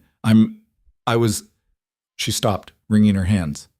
Lady Catherine paid me £500 to say those things, to pose for the photograph. She said it was just a joke, that nobody would actually believe it. But then I saw the papers this morning, and why should we believe you? Elara asked, keeping her voice carefully neutral even though her heart was racing. Because I kept the letter, the one Lady Catherine sent with the payment. Alice pulled a folded paper from her pocket with shaking hands. She said if I ever told anyone, she'd destroy me. But I can't. I can't let you suffer for something I did. My father's sick. We needed the money, but not like this. Not by ruining innocent people. Elara took the letter. Catherine's handwriting, unmistakable. Instructions on exactly what to say, what to wear, how to cry for maximum effect. And at the bottom, a promise. £500, with more if the scandal took hold. Why come forward now? Darian asked. Why not just take the money and disappear? Because I read about your ball. About what you said. Alice's voice was barely above a whisper. About being tired of people treating you like property. And I realized that's what Lady Catherine was doing to me. Buying me, using me. I'm not proud of what I did, Your Grace, but I won't keep lying for her. Elara and Darian exchanged glances. This could still be a trap. Another layer of Catherine's game. But the fear in Alice's eyes looked genuine. "Mrs. Davins," Elara said, "please take Miss Brennan to the drawing room. Get her tea. Make sure she's comfortable." When they were alone, Darian grabbed Elara's arm. "We can't trust her." "I know, but if she's telling the truth, we have Catherine dead to rights. Written proof of slander, forgery, fraud." His voice was sharp with something that sounded almost like hope. "We could destroy her." "We could?" Elara looked at the letter in her hands. "Or we could do something smarter." "Which is?" "We let her destroy herself." They brought Margaret Shaw back that afternoon. She interviewed Alice for 3 hours, verified the letter's authenticity, traced the payment back to an account connected to the Hartley estate. By evening, she had enough evidence to burn Catherine Hartley's reputation to ash. "This is extraordinary," Margaret said, her eyes bright with the thrill of a real story. "Lady Catherine fabricated the entire scandal, paid this woman to pose as your mistress. That's criminal fraud." "Will you print it?" Elara asked. "Tomorrow's edition. Front page." Margaret looked at them. "This will destroy Lady Catherine, you understand that?" "Yes," Darian said quietly. "And you're certain you want that? Once this goes public, there's no taking it back." Elara thought about Catherine's face at the ball, the venom in her smile, thought about 5 years of lies, of rumors that had driven Darian into hiding, thought about the life they were trying to build being torn apart before it even had a chance. "Print it," she said. The article ran the next morning. The response was immediate and brutal. By noon, Catherine Hartley's name was synonymous with scandal. By evening, her friends were distancing themselves. Her brother was issuing careful statements about being misled by his sister's information. By the next day, Catherine herself had fled London for the family's country estate, refusing to see anyone. The tide had turned. Letters of apology started arriving at Blackmore, from people who'd refused the ball invitation, from former friends who'd sided with Catherine, from society matrons who suddenly remembered how much they'd always liked dear Darian. It was disgusting, watching them pivot, but Elara forced herself to be gracious. They needed these people, at least for now. "They're vultures," Darian said, reading through the stack of correspondence. "All of them. They're opportunists. There's a difference." Elara sorted the letters into piles. Respond personally, respond formally, ignore entirely. "Catherine taught us something valuable. Reputation is currency. We just bankrupted her and made ourselves rich." "That's a mercenary way to look at it." "It's a realistic way to look at it." She set down a particularly groveling note from Lord Pemberton. "We didn't choose this game, Darian, but we're playing it now. Might as well play to win." He studied her with an expression she couldn't quite read. "You've changed." "Have I?" "The woman who arrived here 6 weeks ago wouldn't have thought like this. Wouldn't have fought like this. The woman who arrived here 6 weeks ago was terrified and alone. Now I'm just terrified." She smiled, thin and sharp. "But at least I'm not alone anymore." Something shifted in his face, recognition, maybe, or gratitude. "No, you're not." The victory felt hollow, though. They'd won, yes. Catherine was ruined, their reputation was restored, society was crawling back with apologies. But Elara couldn't shake the feeling that they'd lost something in the process. Some innocence, some belief that winning didn't require becoming exactly what they'd fought against.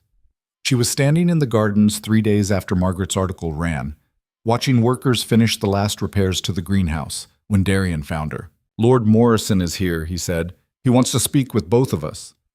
Lord Morrison looked older than he had at the ball, his face grave as he sat in the drawing room. His wife was with him, her expression equally serious. "Your Graces," he began. "First, please accept my apologies. We should have defended you sooner, should have questioned Lady Catherine's stories instead of accepting them." "You're here now," Elara said. "That's what matters." "Yes." "Well?" Morrison cleared his throat. "I'm here on behalf of several families who were at your ball. We've been discussing the situation, and we'd like to propose something." Darian's expression was carefully neutral. "Go on." "We want to host a dinner, in your honor, a formal recognition of your marriage, with London's most respected families present. It would send a clear message. You are accepted, respected. The scandal is over." It was exactly what they needed. Public vindication, social restoration, everything they'd been fighting for. Elara should have been thrilled. Instead, she felt her stomach turn. That's very generous, she heard herself say. But we need time to consider it. Morrison looked surprised. Of course. Take all the time you need, but may I ask why you're hesitating? This is what you wanted, isn't it? Is it? Elara looked at Darian. Is this what we wanted? To be welcomed back into a society that only accepts us because we destroyed the person who attacked us? To play by their rules, eat at their tables, pretend we're grateful for their approval? Darian's eyes widened slightly, understanding dawning. Your Grace, Lady Morrison said gently, I understand you're angry. What Lady Catherine did was unconscionable, but you can't fight society forever. Eventually you have to make peace with it. Do we? Elara stood. Because from where I'm standing, society doesn't want peace. It wants entertainment. It wants us to perform. The reformed beast and his brave wife, the scandal overcome, the happy ending achieved, and then what?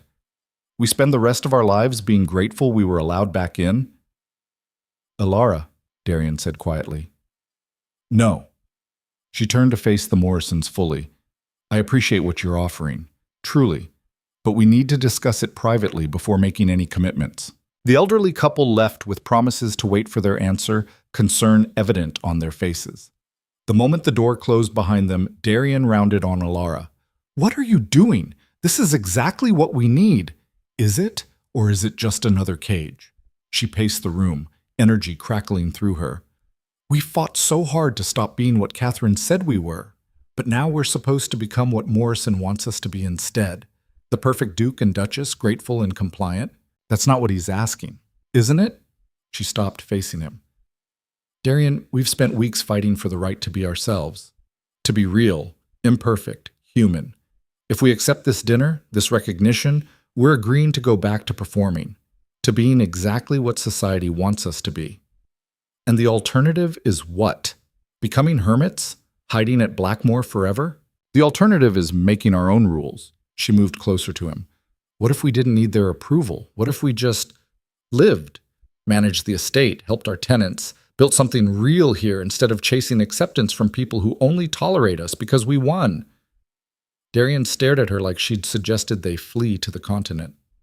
You're talking about social suicide. I'm talking about freedom.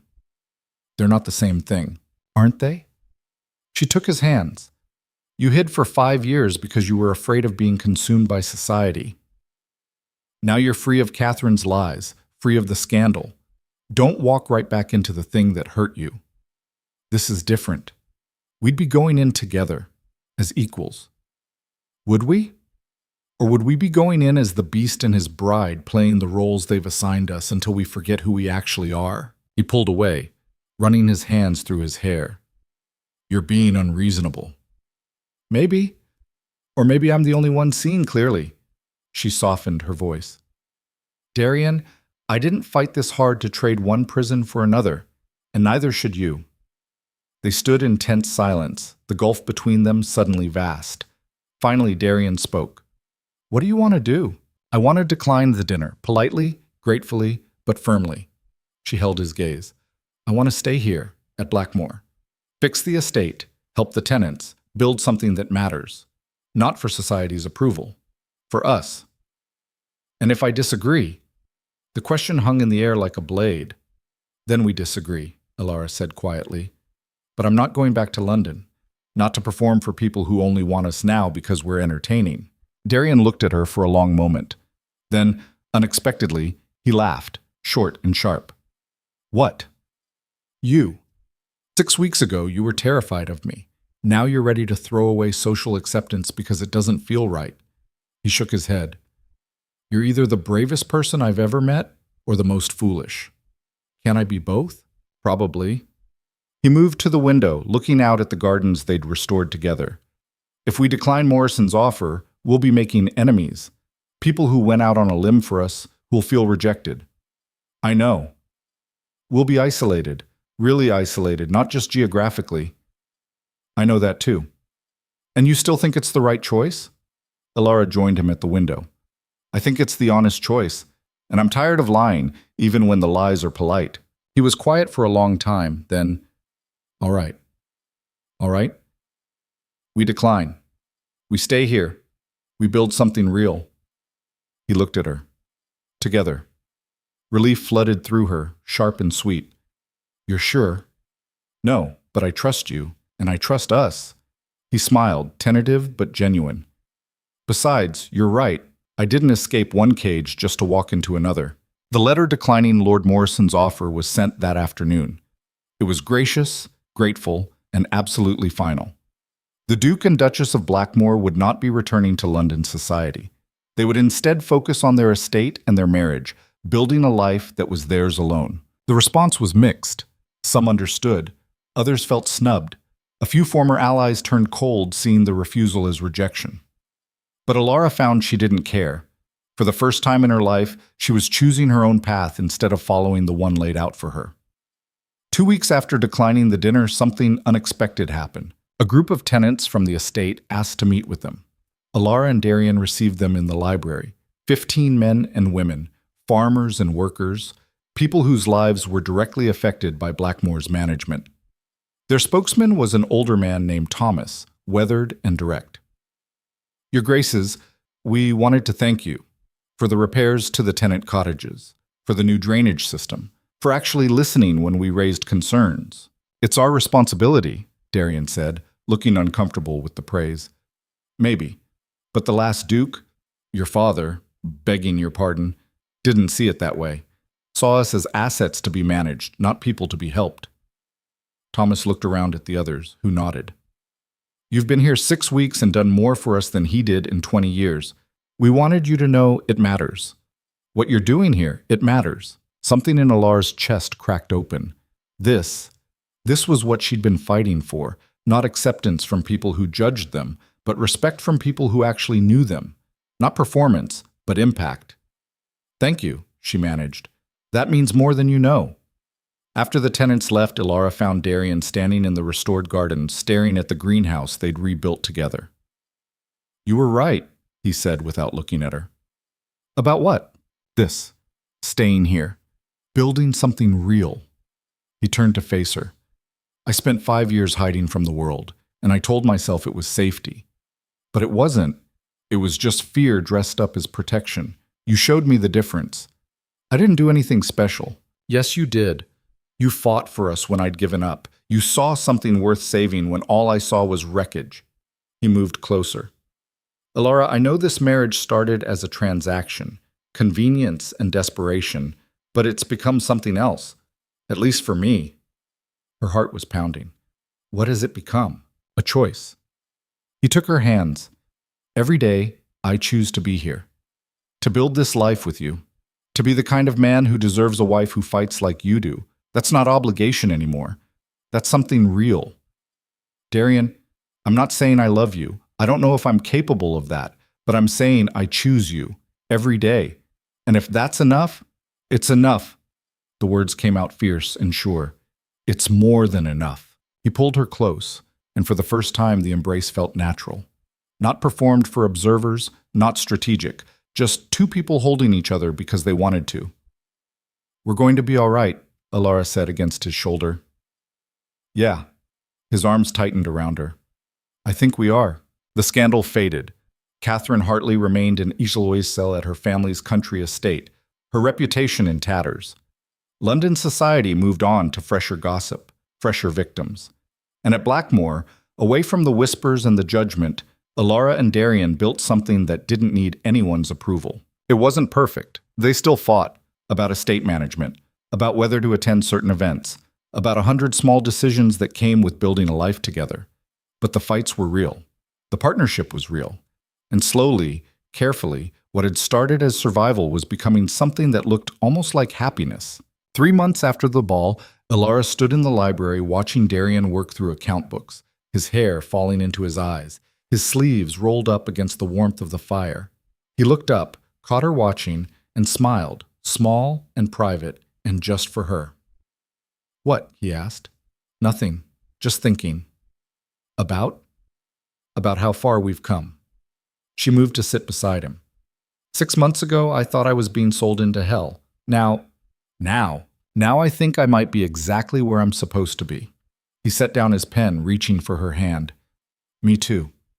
And in that moment, with firelight casting shadows across the library they'd claimed as their own, Elara realized something profound. They'd won. Not the way she'd expected. Not through social triumph or Catherine's destruction or acceptance from people who didn't matter. They'd won by choosing each other, by building something real in the ruins of what they'd been given. The beast and his bride had become just Darian and Elara, two imperfect people making the best of an imperfect situation, two broken things that had somehow, against all odds, made each other whole. It wasn't the ending society would have written for them, but it was theirs, and that made it perfect. It wasn't the ending society would have written for them, but it was theirs, and that made it perfect. Winter came early that year, bringing snow that blanketed Blackmore in white silence. Elara stood at the bedroom window watching it fall, her hand resting unconsciously on her stomach. She'd been feeling strange for weeks, tired, nauseous in the mornings, her body changing in small ways she couldn't quite name. She'd ignored it at first, blamed it on stress or the change of seasons. But she wasn't stupid. She knew what these signs meant. "You're up early," Darian said from the bed, his voice rough with sleep. She turned to find him watching her, his hair disheveled, his face soft in the gray morning light. 6 months of marriage had made them familiar with each other's rhythms. She knew he'd reach for coffee before conversation. He knew she'd want silence before breakfast. Small intimacies that had become the architecture of their life together. "Couldn't sleep," she said. "Nightmares?" "No, just thinking." He sat up, concerned now. "About what?" She almost told him. Almost walked over and placed his hand on her stomach and said the words that would change everything. But fear stopped her. They'd built something fragile and real here at Blackmore, but a child? That was permanent. That was a future neither of them had really planned for. "Just estate business," she lied. "The roof on the East Tenant cottage needs replacing before the heavy snows come." He relaxed. "I'll send someone to look at it today." The moment passed. Elara told herself she'd find the right time to tell him. Soon. Just not yet. But the decision was taken from her 3 days later when she fainted in the library. She woke to find Darian's face above hers, pale with terror. Mrs. Davins was there too, and the estate physician, Dr. Warren, taking her pulse with professional concern. What happened? Elara tried to sit up. The room spun. "You collapsed," Darian said, his voice tight. "One moment you were fine, the next." He stopped, unable to finish. Dr. Warren cleared his throat. "Your Grace, if I might ask a few questions, when was your last monthly course?" The question hung in the air. Elara saw understanding dawn on Darian's face, saw him go very still. She stopped. Did the math. 8 weeks, maybe 9. "And you've been experiencing fatigue, nausea?" "Yes." Dr. Warren nodded, satisfied. "Then I believe congratulations are in order, Your Graces. You're expecting a child." The silence that followed was absolute. Darian stood abruptly and walked out of the room without a word. Elara watched him go, her heart sinking. After Dr. Warren left with instructions about rest and nutrition, Mrs. Davins helped Elara back to bed. The housekeeper's face was carefully neutral, but Elara caught the concern in her eyes. "He'll come around," Mrs. Davins said. "His Grace just needs time to process." "Does he?" Elara's voice was hollow. "Or did I just trap him in exactly the kind of life he never wanted?" "You didn't trap anyone, Your Grace. Children happen. It's not a crime. But it felt like one." They'd built their partnership on honesty, on choice. And now she was carrying a consequence of their marriage that neither of them had chosen. A permanent tie that couldn't be undone. Darian didn't come to dinner. Didn't come to bed that night. Elara lay awake in the dark, one hand on her still flat stomach, wondering if this was how it would end, not with Catherine's lies or society's judgment, but with a child neither of them had planned for. She found him the next morning in the stables, brushing down his horse with mechanical precision. He didn't look at her when she entered. "Darian, I need to think, then think out loud, with me." She moved closer. "Please." His hand stilled on the brush. "I never wanted children." The words hit like a physical blow. "I know. Do you? Do you understand why?" He finally turned to face her, and the anguish in his eyes was devastating. "Because children mean legacy. Mean continuing the same cycle that destroyed me. My father paraded me like a prize from the time I could walk. Used my face to secure business deals, political connections. I swore I'd never do that to another person. Never create someone who'd suffer the way I did. You're not your father. How do you know? What if I am? What if I look at this child and all I see is... His voice broke. What if I can't love them? What if I'm incapable of being what they need? Elara understood then. This wasn't about not wanting a child. This was about being terrified of failing one. You won't, she said firmly. You won't be like your father because you're already asking these questions. Already afraid of hurting them. That's the difference. That's not enough. Maybe not, but it's a start. She took his hands. Darian, I'm scared too. I never planned to be a mother. Never thought about what kind of parent I'd be. But we're here. This is happening. And we can either face it together or let it destroy what we've built. What if together isn't enough? Then we fail together, but at least we try. He looked at her for a long moment, searching her face for something she didn't know how to name. Then, slowly, he pulled her close, his arms wrapping around her with desperate strength. I'm terrified, he whispered against her hair. Me too. What if I ruin them? What if you don't? She pulled back to look at him. What if we raise someone who's loved, who knows they're valued for who they are, not what they look like, or who they can benefit? What if we break the cycle instead of continuing it? Something shifted in his expression. Not quite hope, but not quite despair either. You really think we can do that? I think we have to try. And I think we're more capable than we give ourselves credit for. She placed his hand on her stomach. This child is coming whether we're ready or not. So we get ready. Together. His hand was warm through her dress. Together, he echoed. But the fear didn't disappear. Over the following weeks, as Elara's pregnancy became more obvious, Darian threw himself into preparing with the same intensity he brought to everything else. He read books on child development, consulted physicians, had the old nursery renovated and updated. He was meticulous, thorough, and absolutely terrified. You're going to exhaust yourself, Elara said one evening, finding him surrounded by medical texts in the library. I need to understand, need to know what to expect. You can't learn how to be a parent from books. I can try. His voice was sharp with anxiety. I need to be ready. Darian. She took the book from his hands. Being ready isn't about knowing everything. It's about being willing to figure it out as we go. That's not good enough. It has to be, because nothing will ever feel like enough. She sat beside him. But we'll do our best, and our best will have to be sufficient. He looked at her, vulnerable in a way he rarely allowed himself to be. What if our best damages them anyway? Then we acknowledge it and do better. That's all anyone can do. The pregnancy was not easy. Elara was sick constantly, exhausted all the time, her body staging a full rebellion against the changes being forced upon it. Darian hovered, anxious and overprotective, driving her slightly mad with his concern. I'm pregnant, not dying, she snapped one afternoon when he tried to stop her from walking in the gardens. Dr. Warren said you need rest.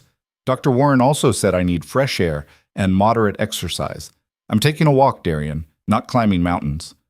The paths are icy. You could fall. Then walk with me and make sure I don't. They compromised. He walked beside her every day, one hand always hovering near her elbow, ready to catch her if she stumbled. It was infuriating and oddly touching, this man who'd spent years avoiding human contact, now unable to let her out of his sight. 4 months into the pregnancy, a letter arrived from London. Margaret Shaw, the journalist who'd helped expose Catherine's lies, had been following their story. She wanted to do a follow-up piece, not about scandal this time, but about what had happened after.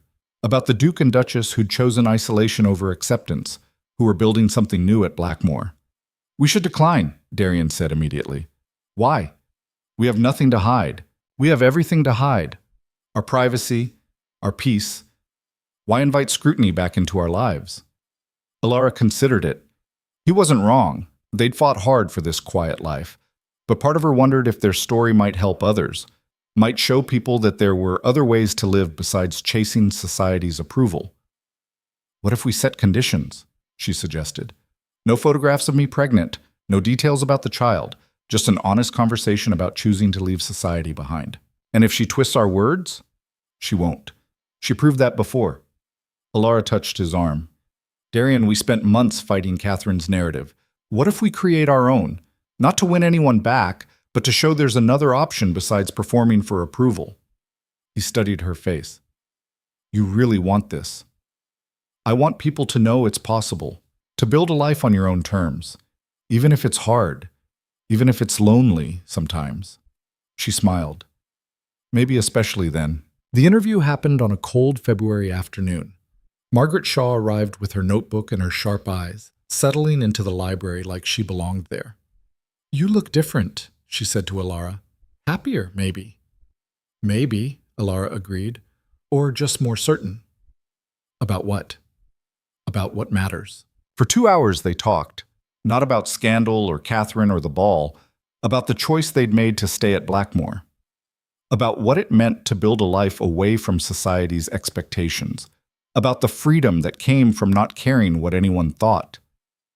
And the child? Margaret asked. How does that fit into your plans? Elara glanced at Darian. He nodded, giving permission. The child is a surprise, Elara said honestly. We weren't planning for it, but we're choosing to welcome it, to raise someone who knows they're valued for themselves, not for what they can do for others. That's remarkably idealistic. Maybe, or maybe it's just necessary.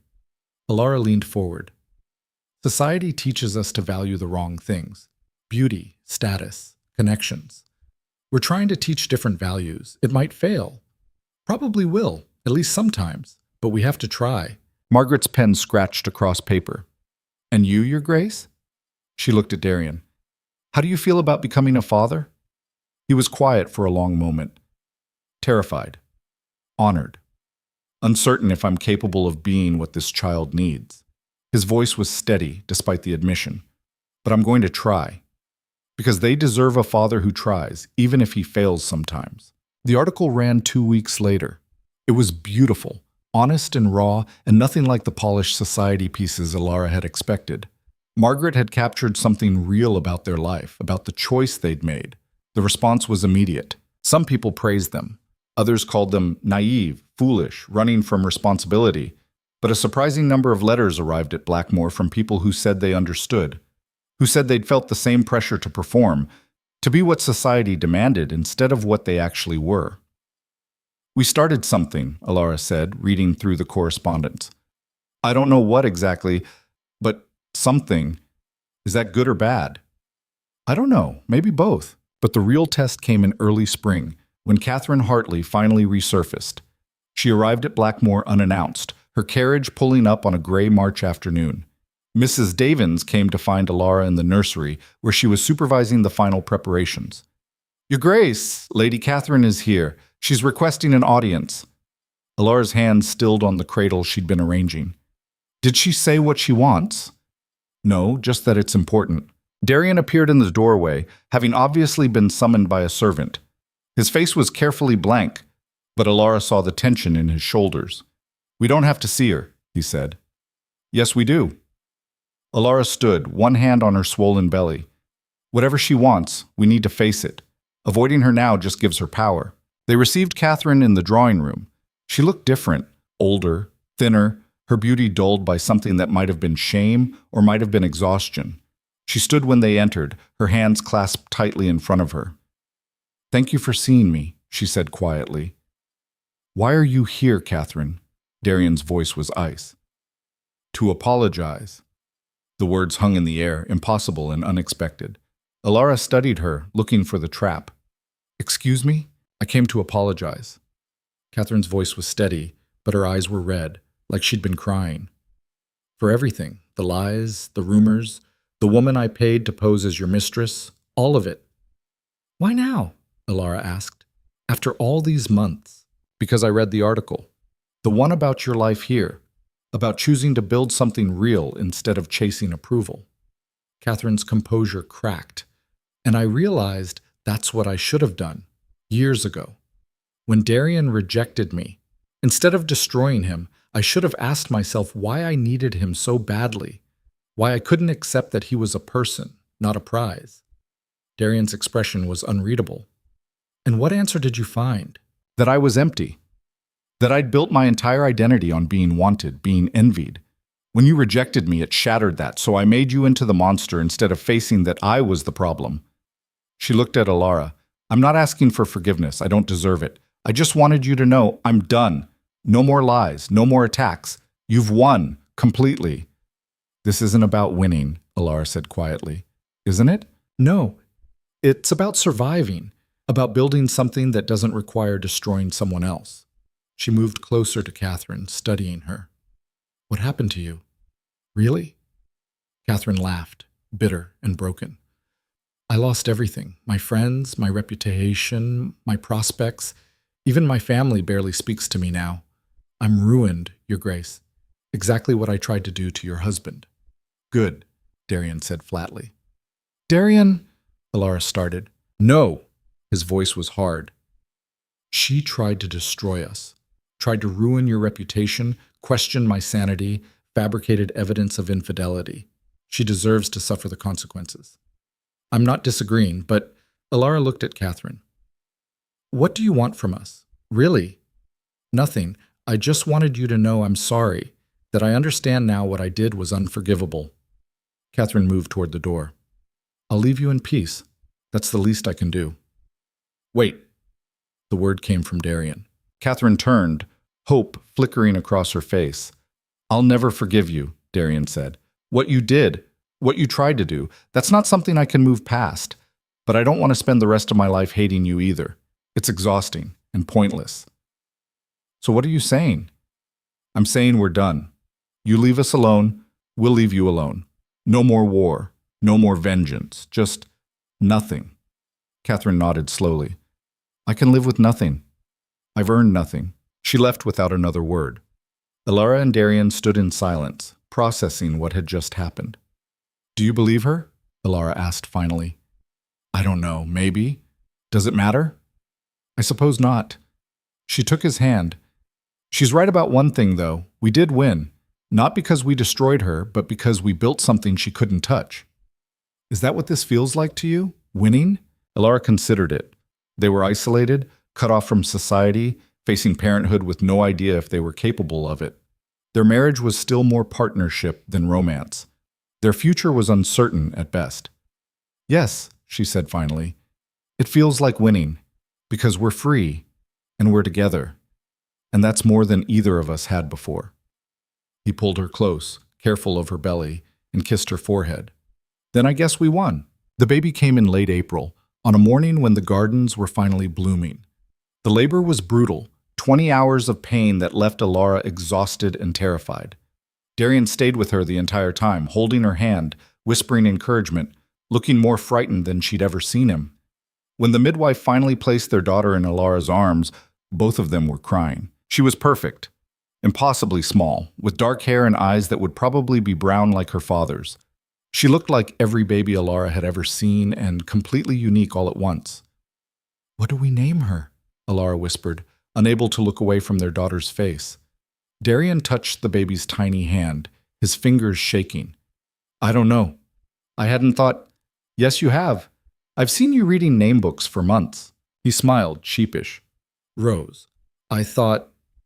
Rose. If that's all right with you. Rose Blackmore. Elara tested the name. It's perfect. Darian took Rose carefully, holding her like she might shatter. The fear on his face was palpable. This man who'd faced down scandal and society, undone by a 7-pound infant. What if I drop her? You won't. What if I do something wrong? You will. We both will. But we'll figure it out. Elara watched him with their daughter, her heart doing something complicated in her chest. Look at her, Darian. Really look. He did, and slowly, the terror on his face shifted to something else. Wonder, maybe. Or recognition.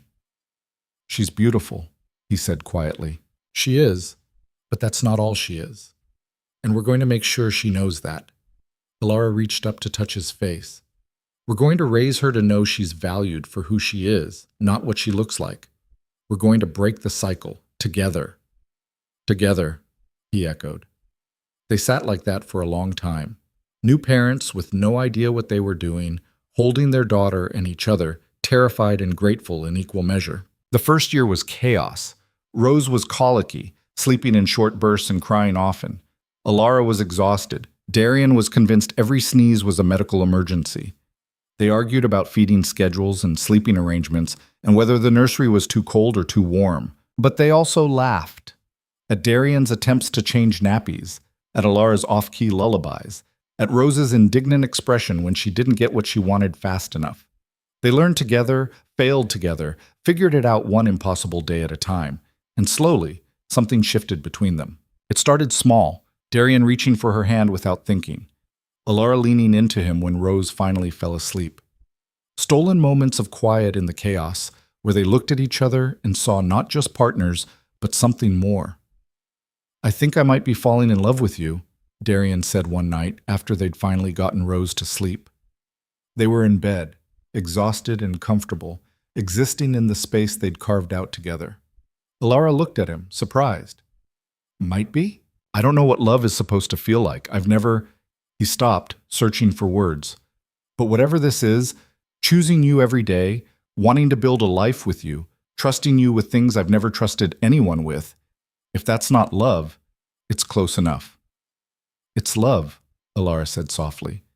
"Maybe not the poetry in Rose's kind, but the real kind.